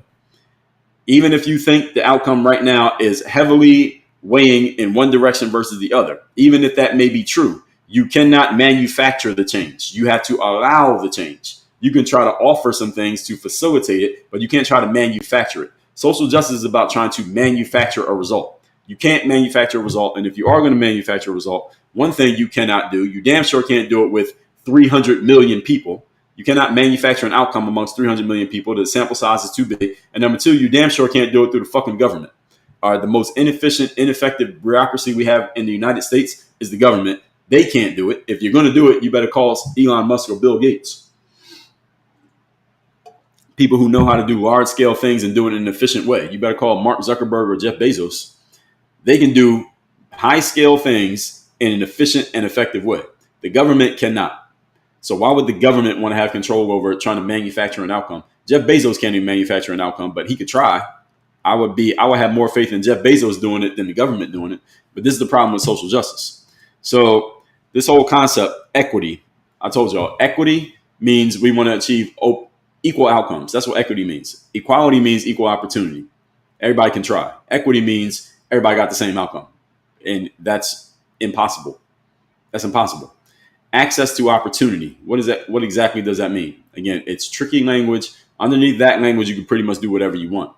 And then group level fairness. That's the other key word, fairness. Fair does not mean equal. It doesn't mean the same. Fair just means that everyone has the same chance to do something. It doesn't mean everybody's going to do it. It just means you got the same chance. And fair is subjective. What I think is fair, it does not have to be the same as what you think is fair. This is why social justice is a nonsense concept, but it sounds really good when people are pushing for it. So Project 2025 wants to make national defense and foreign policy more America first. In other words, focus on us instead of focusing on other countries. And the pushback is it undermines alliances and removes the United States from key international institutions, which could then lead to international instability, which we see happening in many parts of the world right now. I don't think that's because of anything that Trump necessarily did, but there's a good argument you could make and draw the line between the two, confusing correlation and causation. But again, most people don't think deeply enough to even understand that they're being fooled. And it proposes clear executive answers, steps for fast policy execution, which is what we should want in the government. But what critics say is that it avoids legislative compromise and it encourages ruling by decree. The thing is, when you're in charge, you need to be able to make decisions quickly and implement those decisions quickly. We're at 91,000 likes, folks, on TikTok. Can we get to 95,000? Can we get up to 100K, please? And Project 2025, last point, I'm going to take a quick restroom break, then we'll get to the questions. It reflects voter concerns about deep state resistance. And what the critics say is that there's no such thing as a deep state. And what you're doing is eroding democratic norms and open the door for long-term authoritarianism, which, again, if you keep using that term and Trump's trying to be a king, he's trying to be a dictator, then you take his words out of context and use it against him. He says he's going to be a dictator from day one. That's enough to convince the average person to think that's exactly what he's doing when he's really not. But again, most people don't think. Most people don't read, and most people are lazy. So if you're able to just get these points across emotionally to the average person, they're going to accept it as truth. even though it's not true. I'm explaining to you why it's not true. But how many people will sit and listen to something like this and really process it and think about it? Most people won't do this. And that's the reason why you have this push and pull between what's happening on each side politically, what's happening between everyday citizens. And this is why, big picture, you should not depend on the government for anything, because they're very inefficient. And this all just becomes theater. It's just one big TV show is what all of these people are doing, generally speaking. And that's why I can use it for content, but I'm not dependent on the government to do anything for me, because the government is not going to do anything. So all that being said, here's what we're going to do. I am going to let you listen to a quick sample of, I'm going to get it past the intro, and I'm going to let y'all listen to a little sample of my podcast. It's called Work on Your Game. It comes out every day for free. Then I'm going to get to the questions. So we are at 95,000 likes. This is going to be a 90-second restroom break, folks. 90 seconds. I'll be right back. Let's get up to 100K likes while I'm in the restroom, and I'll be right back. Then we're going to get into the comment section. So listen to this from my podcast. Enjoy these messages. That is the go-getter energy that moves any one of us, including yourself. It's going to make things happen instead of waiting for things to happen. Then we put all this together into a series of frameworks, approaches, insights, strategies, and techniques underneath the umbrella of one unifying philosophy that is called Work on Your Game. My name is Dre Baldwin, also known as Dre All Day, and welcome to the show. And today's topic is why the information war will never end. In case you didn't know, we are in the midst right now, today, while you're listening to this, of an information war. We are at war right now. So any of you wondering, is the current administration, doesn't even matter which one it is when you are watching this or listening to this, is the current administration going to start World War III? Are we going to be in another war? Is our country going to get into more wars? Is our military-industrial complex leading us into more wars where we're going to lose lives of our soldiers? Well, good news is we're not going to lose lives of soldiers in the war that we're in right now, but we are in a war. We're in that war already. And the war has actually already been going on for a little while now. Many of you are not aware of it. Some of you are becoming more aware of it, but this war is ongoing whether you're aware of it or not. It is called the information war. This is going to be a two-part series as I explain this. So back in episode number 3276, I gave you an explanation of what the information war that we are in ultimately boils down to. But what I did not do in that episode was explain to you why we are in the information war, how we got here, and as I will do in this series starting today, explain to you why this information war will never end. So it actually shouldn't even be called a war, because wars end. This is not actually a war, because it's not going to end, but we will call it that since it's never going to end. We're going to call it that anyways, just so you understand what I'm talking about. And I could more accurately call it maybe a perpetual war, which means this keeps going, or a cold war, which is not necessarily with guns and tanks, or an asymmetric war, or a psyop battlefield. That's too many syllables and too many words that most people won't remember. But information war, all of you can follow that one. Shout out to Alex Jones. We're going to stick to information war for languaging and continuity purposes. So let's get into it. Why the information war? All right, so I didn't even get into why the information war will never end, but you can listen to that. That's episode 3316, Work on Your Game podcast/masterclass. You can find that on Apple or Spotify. It's called Work on Your Game. See that book right there? Work on Your Game. That's the name of it. Look it up on your favorite application. Again, it's called Work on Your Game. It comes out every single day for free. You can find it on Apple or Spotify. Free of charge every single day. We got 3,300 plus episodes of that show. So a lot for you to catch up on. And let me see the comments that we got over on IG. If we got anything, then we'll get over to you all on TikTok. Ron Drade 10, good morning to you. Bruce said, capitalism over communism. Yes, generally I agree. So Jenna said, do you have a podcast on Project 2025? Yes, I do. I got an episode on damn near everything. Anything you ever heard me talk about, I've done an episode on it. So just go to Spotify or Apple and just look up either my name, which is Dre Baldwin, or look up Work on Your Game and you'll see it. 3,000 plus episodes. Reciprocal Terror said, Trump put the most qualified person in positions of power and many were minorities, obviously. Well, great. Well, qualified is a subjective term, but qualified according to him, yes, I think so. Rich said in 2016 he has strong opposition. He got strong opposition now. Rich said he now has yes men. I don't know about that. I think he has people who are on his side. Wouldn't say that they're yes men. I think they're on his side and they are aligned with his agenda, which is what you're supposed to do when you're running a team. You should have people who are on your side.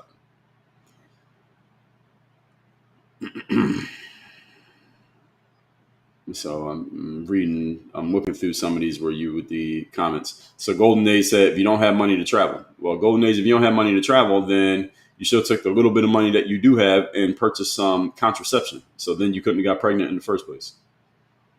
That's how most pregnancies happen: is voluntary unprotected sex. So Clover said, you can answer that is correct and say it's wrong. Well, it is wrong. You can still have an abortion. You didn't lose your right to have an abortion in the United States of America. Maybe you can't have it in your state, but there are states in which you can have it. So then how does that make your answer correct? Aurora said, not in all states. So what if we told you we couldn't get a vasectomy in your state? How would I feel? I wouldn't care, because I'm not, first of all, I'm not a candidate for a vasectomy. But secondly, why would I even need a vasectomy? Give me a situation in which I would even want one. Golden Age said, that's your privilege speaking. FOH. Your privilege speaking. Happiness said, we couldn't buy lottery tickets or fireworks in North Carolina. We would have to go to South Carolina. Yeah, so if you really wanted one, you would go to South Carolina and get it. And others are saying that Roe v. Wade did not decrease abortions, that the numbers have actually gone up.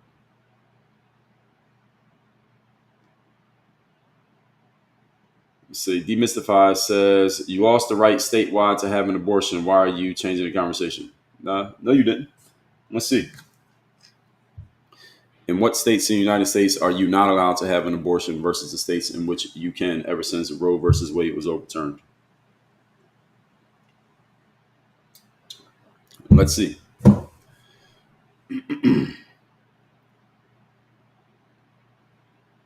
All right, while I was waiting, I will go on.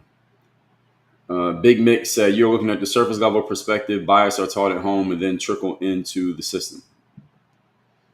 Okay. I don't know what you're responding to when you say that.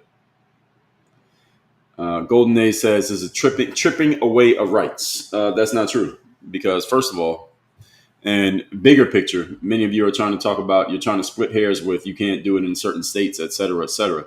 Can we get to 110 likes on TikTok, please? 110K. You're talking about which state you can do it and which state you can't. Abortion is not a right, first of all. So if we were to we don't even have to split hairs about the states. There is nowhere in the Bill of Rights and nowhere in the Constitution that says you have a right to terminate a pregnancy. So what state you can do it in and what state you can't do it in, even if it was removed in all states but one. Let's say it was only one state in America in which you could do it. You haven't lost any rights because it was never your right in the first place. So someone said reproduce. Oh no, TikTok said reproduce content. So maybe because I played my own show. I don't know what they're talking about. I don't know if they can do that. TikTok said I use reproduce content, but I was playing my own show. So I guess I can't play anything. I think when I take restroom breaks from now on, I won't play anything. So now they even give me a warning for using my own stuff. Anyway. Terminating a pregnancy is not a right, by the way. Strategic Brand said data and privacy surveillance rights have been violated. But see, nobody brought that up. And my question was not about just generally strategic brands. I'm asking for women, minorities, and gay people, because those rights, what you're referring to, would apply to everybody. Maggie said, publicly disagree with the current political regime without consequences. Maggie, are you joking? You're disagreeing right now. What's happening to you? You didn't get any consequence. They just had a protest. People just protested all over the country about Trump 3 days ago. What happened to them? Nothing happened. They just protested and they went home. So that's still happening.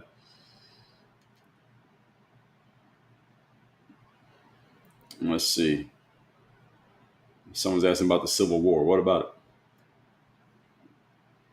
Golden Age said, why do you think they gave law enforcement immunity so there are no consequences? Who is they, number one?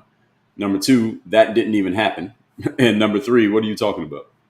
Law enforcement has qualified immunity. They've always had that since way before Trump existed. And number two, I don't know who they is. And number three, they were not given immunity. I don't think the kind of immunity you're referring to, that didn't happen. Demystify said, how do we change labor laws, union laws? What about them? What are you bringing that up for? I don't know what you're referring to. Daniel said there was a difference between riots and peaceful protests, but Trump, evil, SMH. So Golden Age with the straw man of the day. Golden Age, you were dancing around it. You finally came with it. And Golden Age says, so you don't believe blacks should have fought for civil rights. That's the straw man of the day. It's Golden Age. Congrats to Golden Age for the straw man of the day. Those of you who don't know what a straw man is a common logical fallacy where someone takes something that you said, they rephrase it into something that you didn't say, then they represent it to you in the term of a question, a comment, or something that they ridicule as if they are throwing your words back at you when they actually are not. It's a common tool because it often works. And you get people arguing about something that you didn't even say. So Golden Age, congrats on the straw man. You're saying, so you don't believe. So you're basically putting words in my mouth. Don't do that. And blacks should have fought for civil rights. What the hell does civil rights have to do with anything that we're talking about right now? I don't even know where this question comes from. So I'm not even entertaining that.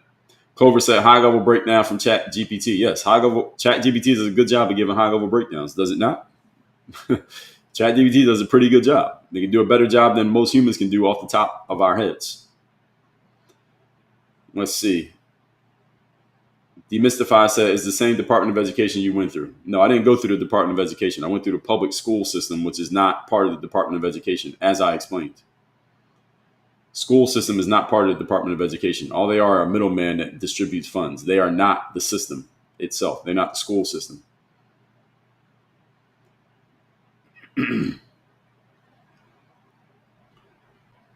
Let's see. Maggie said, I wouldn't have seen the president spend $45 million for their birthday parade. That's not true. You've been misled, Maggie. You've been looking at the internet too much. And that whatever amount of money got spent on that parade, first of all, it was a military celebration combined with Trump's birthday. That's number one. Number two, that money wasn't coming out of tax dollars. You've been misled. Big Mick said, all of it involves a lot of overconsumption. The majority calls now they are trying to cover up. What are you referring to?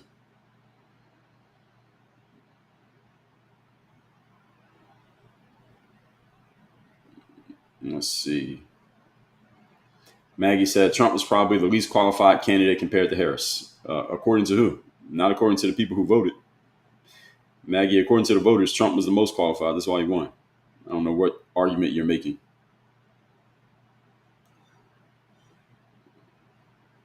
Golden Age says Jasmine fought for civil rights of citizens. I went to law school with her and she is legit. Legit at what? Just because you went to school with somebody doesn't mean they're legit. I believe legit, like she's an actual human being. Yes, I believe she exists. She fought for civil rights of citizens. You had to put that in proper context.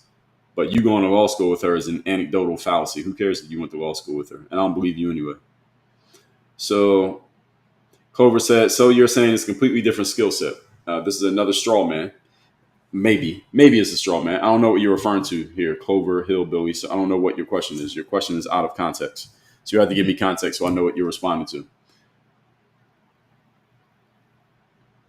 And if you're referring to when I was talking about entrepreneurship and working in the government, then yes, they are different skill sets. So if that's what you're saying, it's not a straw man. And yes, but I don't know what you're responding to. So I'm not sure. Maul said, as a Kamala voter, she only got the spot because Biden was too senile to run. I'm tired. Yes, I mean, I think everybody knows that now. They should have just had an open primary. Brian said, Elon is the best living off government welfare. You can't say Elon is living off welfare when he started businesses that people spend money to buy his products. You can't say he's living off welfare. That's a dishonest argument. Clover said, Elon is good at making himself rich but can't act for others. There's a straw man right there. So Clover Hillbilly, you've been trying to land a straw man. You landed it. Congrats, Clover Hillbilly, for the straw man. The question is, so Elon is good at making himself rich, but can't act for others. Well, first of all, how did Elon get rich? So we'll just show you how your question is based in nonsense that you probably learned at some liberal university. Elon made himself rich how? Because he started businesses. He was part of a company called PayPal. He also has a company called Tesla. He also has a company called SpaceX. You know what those companies do? They do things that help people. And when you do things to help people, you know what they do? They spend money to buy your products and services. So the way that Elon got rich is by selling products and services to people. And his companies got bigger. Then he can go to the government and say, hey, government, because I'm helping so many people and because I'm employing so many people, you all should give me some breaks from you and some grants from you so that I can continue to do this and do more of it. And the government said, well, you know what, Elon, you're right. we will give you some money because you are employing a bunch of people and you're serving a bunch of our citizens. And we want you to keep doing it because every time somebody buys a Tesla, guess what they got to pay? Taxes. And when they pay taxes, guess where that money goes? To us, the government. So you know what, Elon, you are helping us. So by helping them and helping us, we're going to give you a break in exchange. That's the way he became rich. So people say Elon made himself rich as if he's only been serving himself to become a 100 billionaire. To become a 100 billionaire, you got to solve problems of a whole bunch of people and they got to give you money for it. That's how he became rich. So he's helping people by even having a business, because when you own a business, you employ people.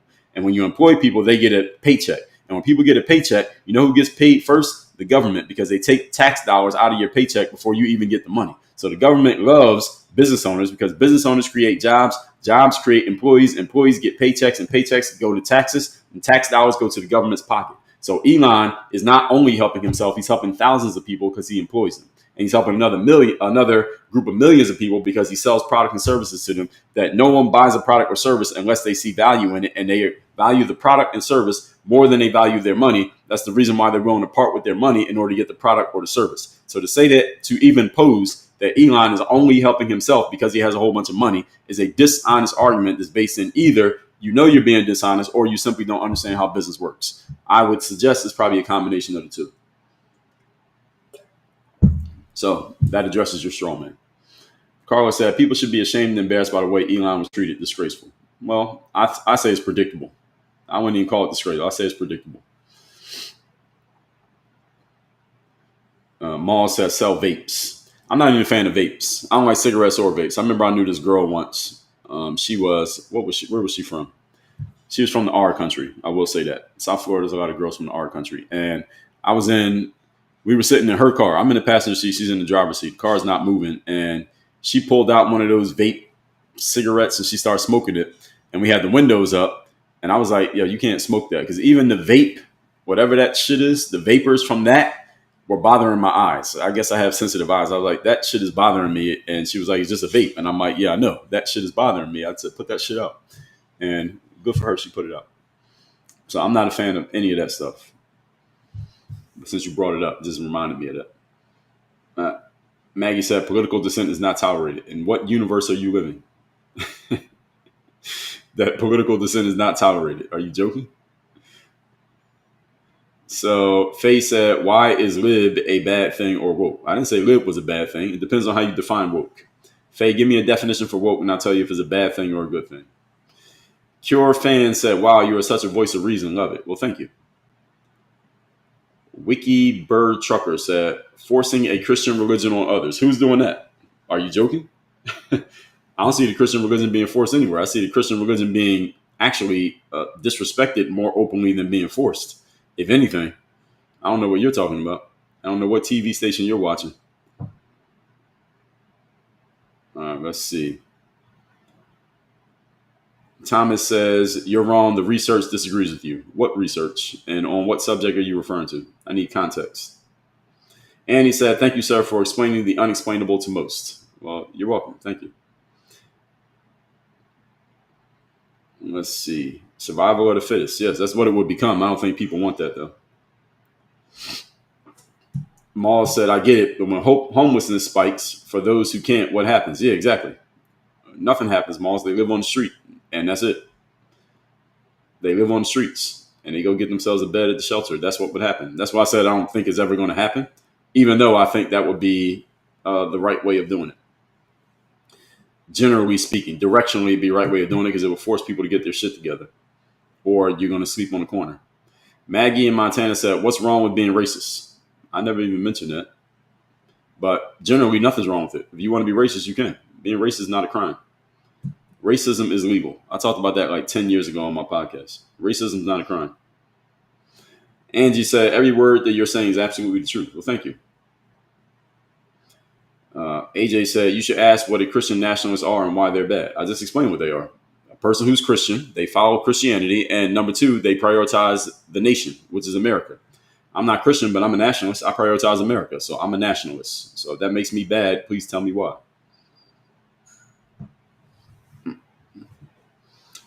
YT Harry says, a few tips on growing my local service business. Number one, get more customers, get more clients. Number 2, join the circle. Get into my group coaching program. You can go to the link in my bio on TikTok, Harry, and you can learn more about that by talking to me live on my group coaching calls. Linda says that's like some of the bills that are written do not contain what the title leads us to believe. Yes, most of them don't. Exodus said, finally found someone on TikTok who uses their brain. Well, thank you. I'm glad I'm one of the few.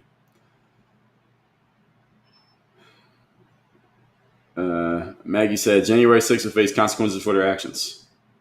Maggie, what planet do you live on? Do you know what happened to people from January 6th? What are you talking about? John said, thanks for the live, Dre. I can't take any more hollow head lefty questions anymore. No, this is fun. I like answering these questions because it tells me how people are thinking. So it gives me ideas for future material. Let's see.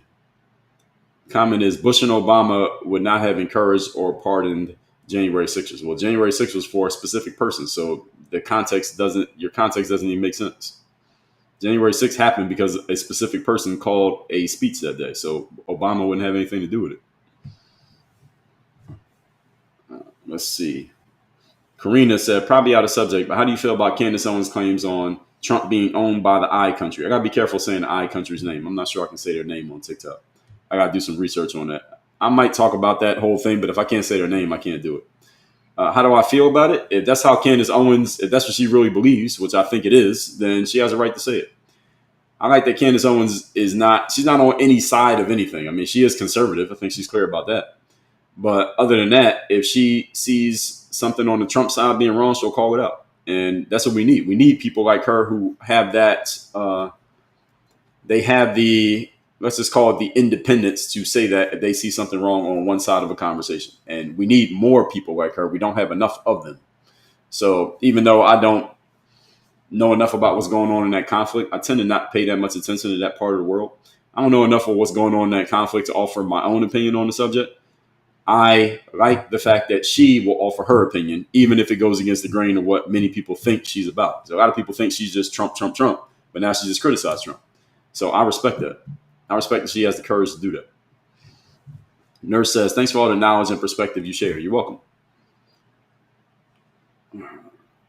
Cosmically said, Trump's anti-Christian bias team, faith office with Paula White, expanding Title IX, Christian nationalism.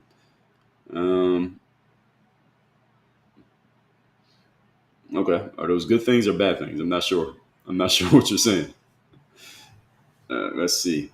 Trump expanding Title IX definitions was intentionally to reduce abortion's government overreach. I don't know about that. I think the Title IX thing was about keeping girls out of boys' sports. That's one part of it. But you're saying to intentionally reduce abortions, but that didn't even happen. That didn't happen. Jenna said, FL thought it was only one, but curious what comes up. I don't know what you're referring to. Anthony Mayo says, sounds like a lot of Democrats was not listening to you about everything you said.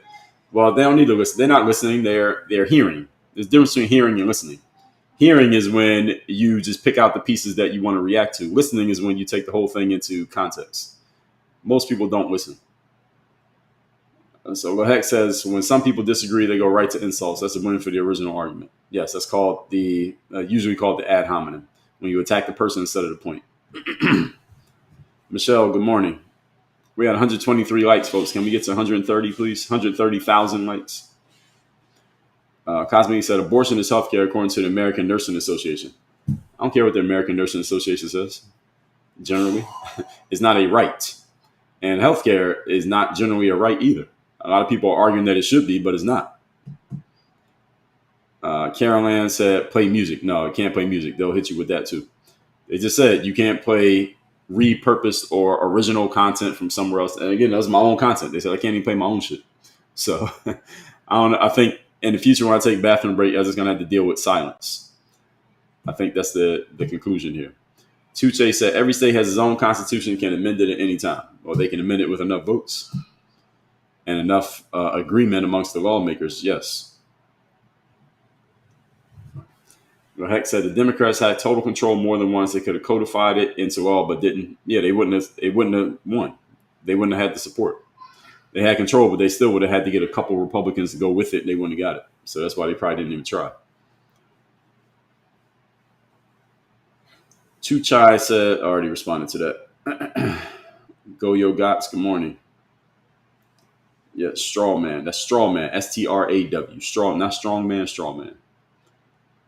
Let's see. Parker said, "That's right. Some of y'all need to learn how to do politics. Most laws are made by the state. Yes, generally they are." Javim Pala said, "You are proving that we are in an information war." Yes, it's about to get worse. Information war will never end.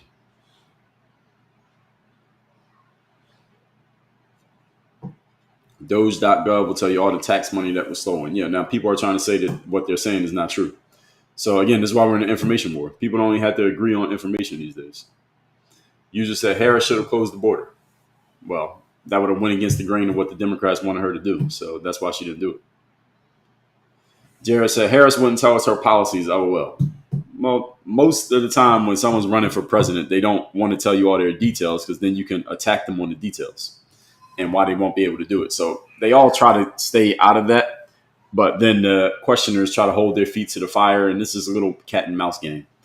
Harris was just not a good candidate. It wasn't even about the policies. She just wasn't a good candidate. She's not a good public speaker. She didn't go through the cauldron of actually winning a primary. And for those two reasons alone is why she lost. Being president is a public speaking job. Kamala Harris is not a good public speaker.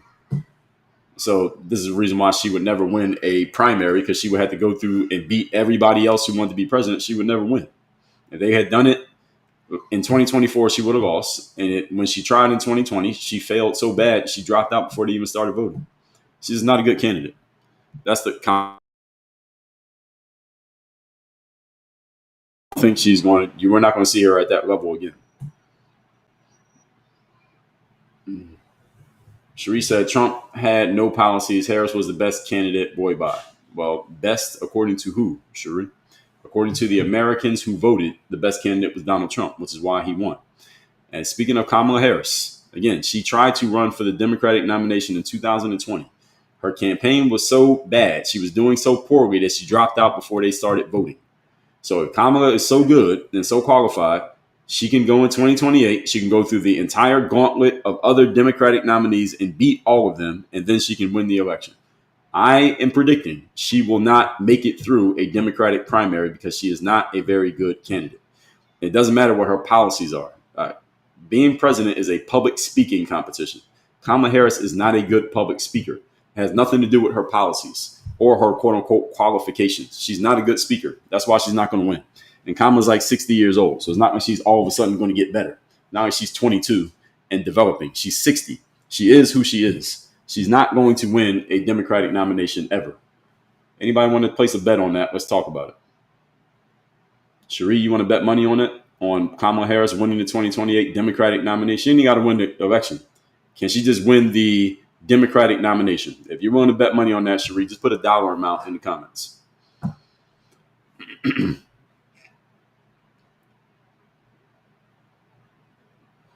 Cosmically said, the way you described the company leaving yesterday sounds like companies, your comment got cut off. I don't know what you said. Clark said, what do you do for a living? I own a company called Work on Your Game Incorporated, where if you look at my bio, let me see what my bio says on TikTok because I updated it recently. Read my own bio. My bio says I help entrepreneurs get clear and get paid. It says it right here on TikTok. That's what I do for a living. Help entrepreneurs get clear and get paid. That's a good description.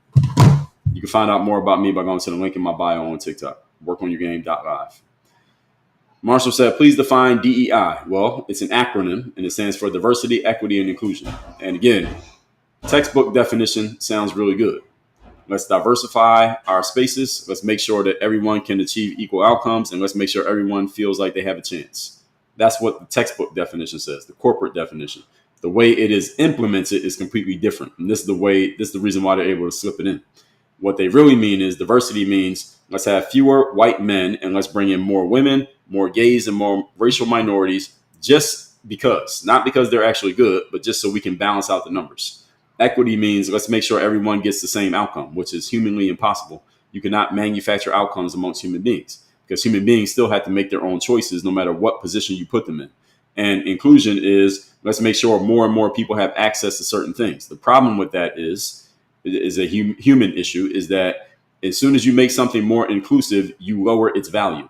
The value of the sororities and the fraternities and the sports teams on a college campus is the fact that not everybody is a member.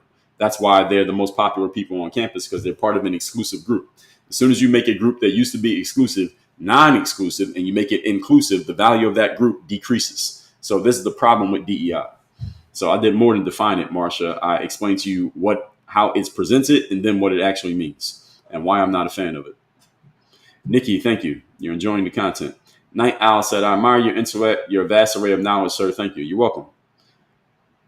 Reciprocal Terror said, J6 was held for 1 to 3 years, no due process, inhumane conditions. All most did was trespassing. That is correct. A bunch of them were held in jail and they didn't even get in to stand in front of a judge. AJ Ward says, so much for free speech on this app. Can't even say the I country without Trump getting upset. This is not Trump. Do you know who owns TikTok, AJ Ward? It ain't Trump. It's his enemy, as a matter of fact. AJ said, Trump made more censorship on TikTok. That ain't because of Trump. The censorship on TikTok is not because of Donald Trump. You are seriously reaching, trying to make this about Trump. This app is not owned by Donald Trump. Far from it. I wish it was owned by Donald Trump. We'd be talking about a lot of different things that I don't talk about here. Reciprocal said, every Democrat voted against keeping men out of women's sports. Generally, they did. Not because they actually, some of them wanted it, but some of them were just playing politics. Oh, Title 10. Okay, Title 10, you're saying, not Title 9. I got you. G Black, thank you for I saw the gifts you sent up there. Appreciate it. Thank you for the live today. Very educational. Love the knowledge. Appreciate you. We got 10 minutes left here, folks. Can we get to 130,000 likes, please? Irma, thank you for the gifts. Marsha said, your interpretation of Project 2025 is uplifting. Thanks. You're welcome. Well, I'm not interpreting it. I'm just looking at what it says.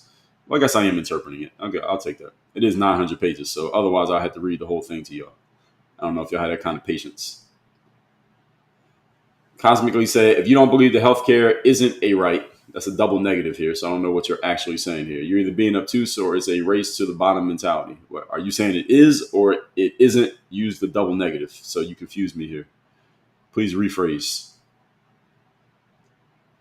Michelle said, Harris may become California's governor. All right, well, that's California's problem. Right, I live in Florida, so if y'all want to elect Kamala Harris, y'all got it. She ain't getting elected down here. George said, I'm not a Harris fan one bit, but Trump is not a good public speaker either. Trump is an amazing public speaker. How do he win 3 nominations if he can't speak in public? Anyone who's made it to winning the nomination of a political party in the United States, where there's only 2 options, basically, they're all great public speakers. You may not agree with what they say, but you can't say Donald Trump's not a good public speaker. The guy's been speaking in public for 40 years, and everybody knows his name. How are you going to say he's not a public speaker, not a good public speaker? That doesn't make any sense. Danauj Ari said, I'm from Oakland. Kamala has never been a good candidate for any political position. Well, that explains things.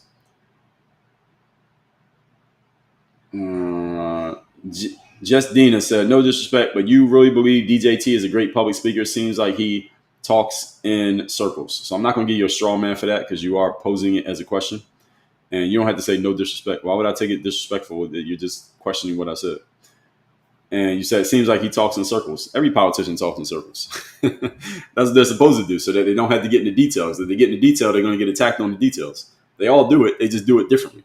Donald Trump is a great public speaker because in order to win a nomination, you must get millions of people to agree with you, believe you, and be emotionally triggered enough to go and actually vote for you. And the only way you do that is be a good enough public speaker to move people to action.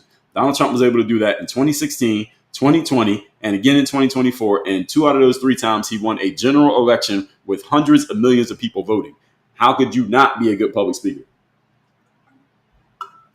And let's be clear. Let's define what a good public speaker is, because that's what the part that I think many of you are missing. I think a bunch of you are looking at Donald Trump and saying, okay, well, he probably wouldn't give a great TED talk, or he probably might not be a good keynote for me to learn from, or you don't feel like you are being informed when he speaks. So when I speak, you might listen to what I'm saying and say, okay, this guy does a great job of breaking things down and defining things. And he has this oratory skill and he can explain things and put things together. What I'm doing here is different than a political speech. If I was speaking politically, I would not be talking like this, because if I talk like this politically, it would go over so many people's heads that they wouldn't understand what I was saying and they wouldn't vote for me. If Donald Trump talked how he talked, well, it'd be different with Trump because he's Donald Trump and he's the president. You would pay attention just because of who he is. When you're speaking politically, the job is what makes a good public speech is that you got your point across to the audience and you effectively moved them to the action that you want them to take. That's what makes a good public speech. A good public speech is not you use big words and your oratory skills and does it sound smooth and controlled and you don't sway from side to side and you don't have your hands in your pocket and you don't say or ah. See, that's that Toastmaster shit. And because I've been a president of Toastmasters, so I understand that. Good public speaking means, did you get your point across, number one? Did you influence and persuade the audience, number two? And did the audience take subsequent action based on what you said, number three? No one can say that Donald Trump's not good at these three things. He is amazing at these three things. That's why he's won 3 fucking nominations. So any of you saying he's not a good public speaker, you need to define what you mean by good. He's a great public speaker. Michelle said Harris will not win the 2028 primary. Too many heavyweights, Cuomo, Shapiro, Newsom. Well, she's not going to win because she's not good, Michelle. It doesn't even matter who she's going against. She's not going to win because she's not a good public speaker. So at least if any one of them is a good public speaker, they're going to beat her. That's her problem. Ed said, I understand how DAI can be detrimental from a value perspective, but what about the opposite where someone is capable is kept out of the group because they're not connected? Well, welcome to life, Ed. I mean, it's called politics, lowercase p politics. Government is uppercase P politics. Life is lowercase p politics. That's what politics is. If you know the right person, you get opportunities that you won't get if you don't know. That's business. That's how business works. That's exactly how business works. Ed. So what you're saying is, what about it? I say, yeah, what about it? So it's your business. If you're in business, if you're in a professional world, it is your job to make sure that the right people know you, like you, and trust you so that you put yourself in a better position to get better opportunities. If you don't do that, then you're basically betting that you might get an opportunity that you may not get because you don't know the right person. It's your job to know the right people. I call it being outside. I got a whole episode of my podcast talking about that. How to be outside. Being outside means you got to have the people who have power know that you exist and they got to like you because that will better put you in a position to use your skill set. And if you don't do that and you end up on the outside looking in because nobody knows you, that is a mistake. That's a failure. That's a marketing failure. Part of your job in marketing is people got to know your fucking name. That applies to all of you. You don't have to be an entrepreneur. That applies to everybody. Any of you ever left one job and you try to get another job and you were able to get into the new job because you knew somebody? Of course, everybody's had that happen. Or hopefully you've all had that happen. It's easier to get a job when you know somebody than if you're just going in there with a resume and nobody knows your name. So, AJ, you're mentioning countries whose name I can't say, so I can't even address your question. Ed said, but has the skill set of everyone else or better? Yeah, well, first of all, that's a subjective opinion that someone has a skill set of everybody else or better. And secondly, if nobody knows you, then that's your fault. You made a mistake. Cosmically said, I'm saying that healthcare should be perceived and seen as a right is important. Well, you're saying two different things. Do I think healthcare is important? Yes. Do I say that it should be a right, i.e. that people are owed it? No. No, you're not owed it. All right. See you later, Carl. I appreciate you. Jay said, you speak better than Trump does. LOL. Yeah, in this platform, I speak better than Trump does, but speaking politically is different than speaking on TikTok. They're two different jobs. So I appreciate the compliment, but it's two different jobs. If I was trying to go against Trump, let's say he gives a speech and I give a speech and we're both trying to win an election, he would probably win because he's better at motivating and influencing a mass of people on certain points. I would have to come up with a whole different approach if I was going to run for political office. I couldn't run for political office talking away to the masses that I'm talking to you all. It's two different games. BT said he is not a good public speaker, and just like you aren't. Oh, BT, you hurt my feelings. Jay said Trump is good at word salads. Every politician is good at word salads.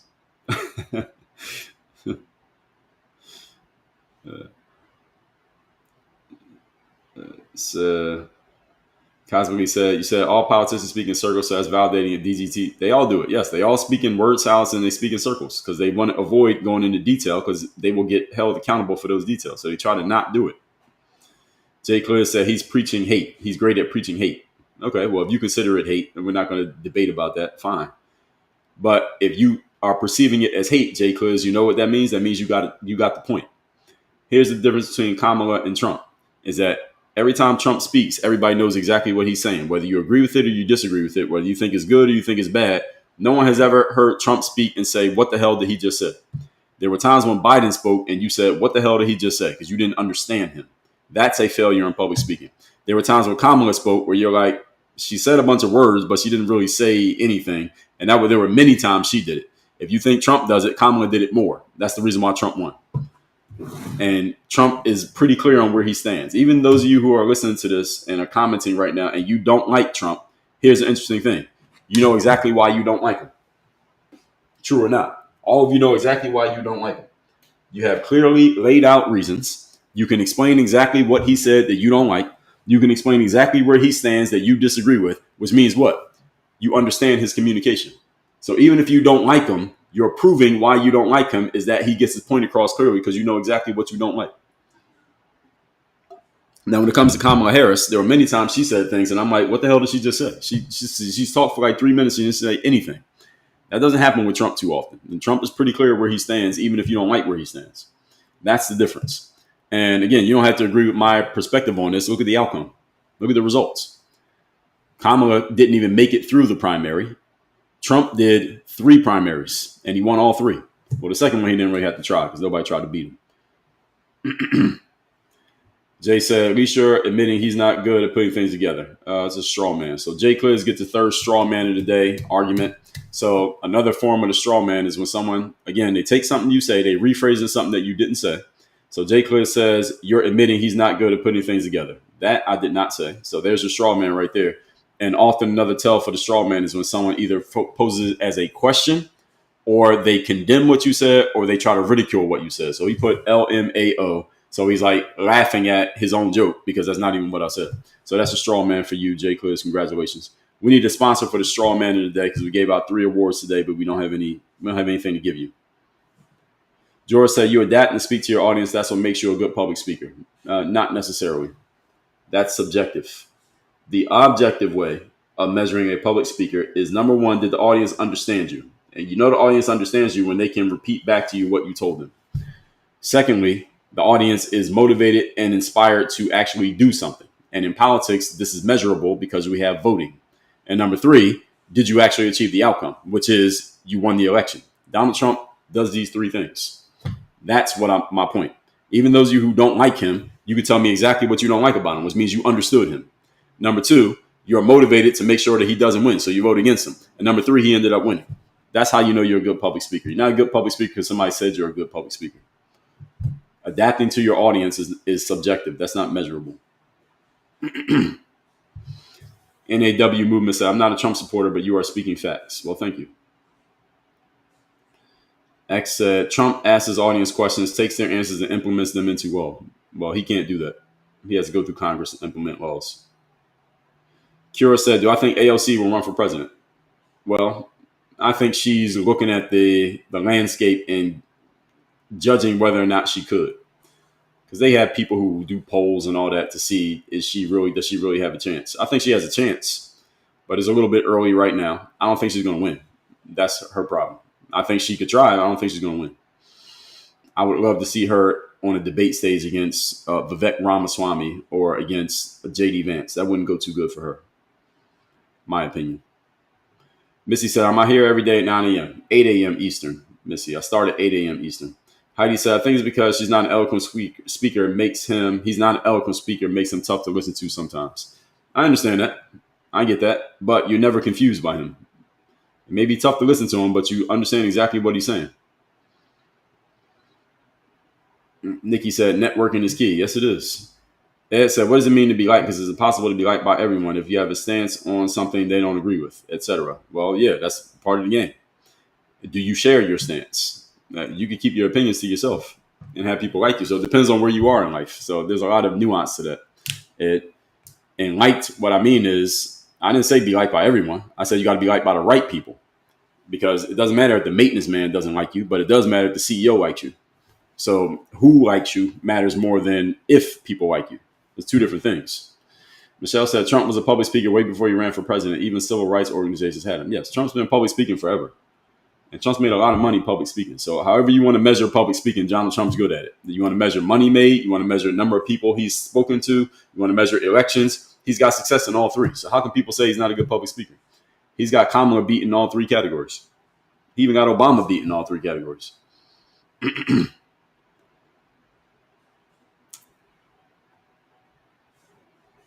Let's see. Yes, Nall said he's an effective speaker. Yes. Good speakers should, what we should say is effective speaker. And you can measure effectiveness when you're talking political speaking because there's a measurable outcome. Joe said Trump won the primary, didn't he have to show up? Well, the second time, yes. And the third time, too. I don't think anybody opposed him. Well, there were people who kind of sort of looking like they wanted to oppose him in 24, but not really. Like Vivek was out there, but was he really going to beat Trump? No, that was when people weren't sure Trump was going to run because all the lawfare, but we saw how that worked out. Modern day mocking Jay. Well, we've been talking about Project 2025 all day. Making money with Theo. So you're doing a great job, my man. Keep up the great work. Thank you, Theo. We're going to wrap this up in a minute, folks. We're already over time. I'm just trying to get through a few of these comments. Daniel said AOC is a laughable candidate, but Newsom is a more likely pick. Yeah, right now, Newsom's probably the guy. If I had to bet money on a Democratic candidate, I would go with Newsom. Not to win, but who I think is going to get the nomination, probably be him. It'll probably be Newsom. Scott said, why are these people complaining about the way Trump thinks compare him to Biden? Oh, well. Yeah, by then Biden couldn't talk anymore. That's the reason why Biden had to drop out. He couldn't talk. You can't communicate, you can't run for president.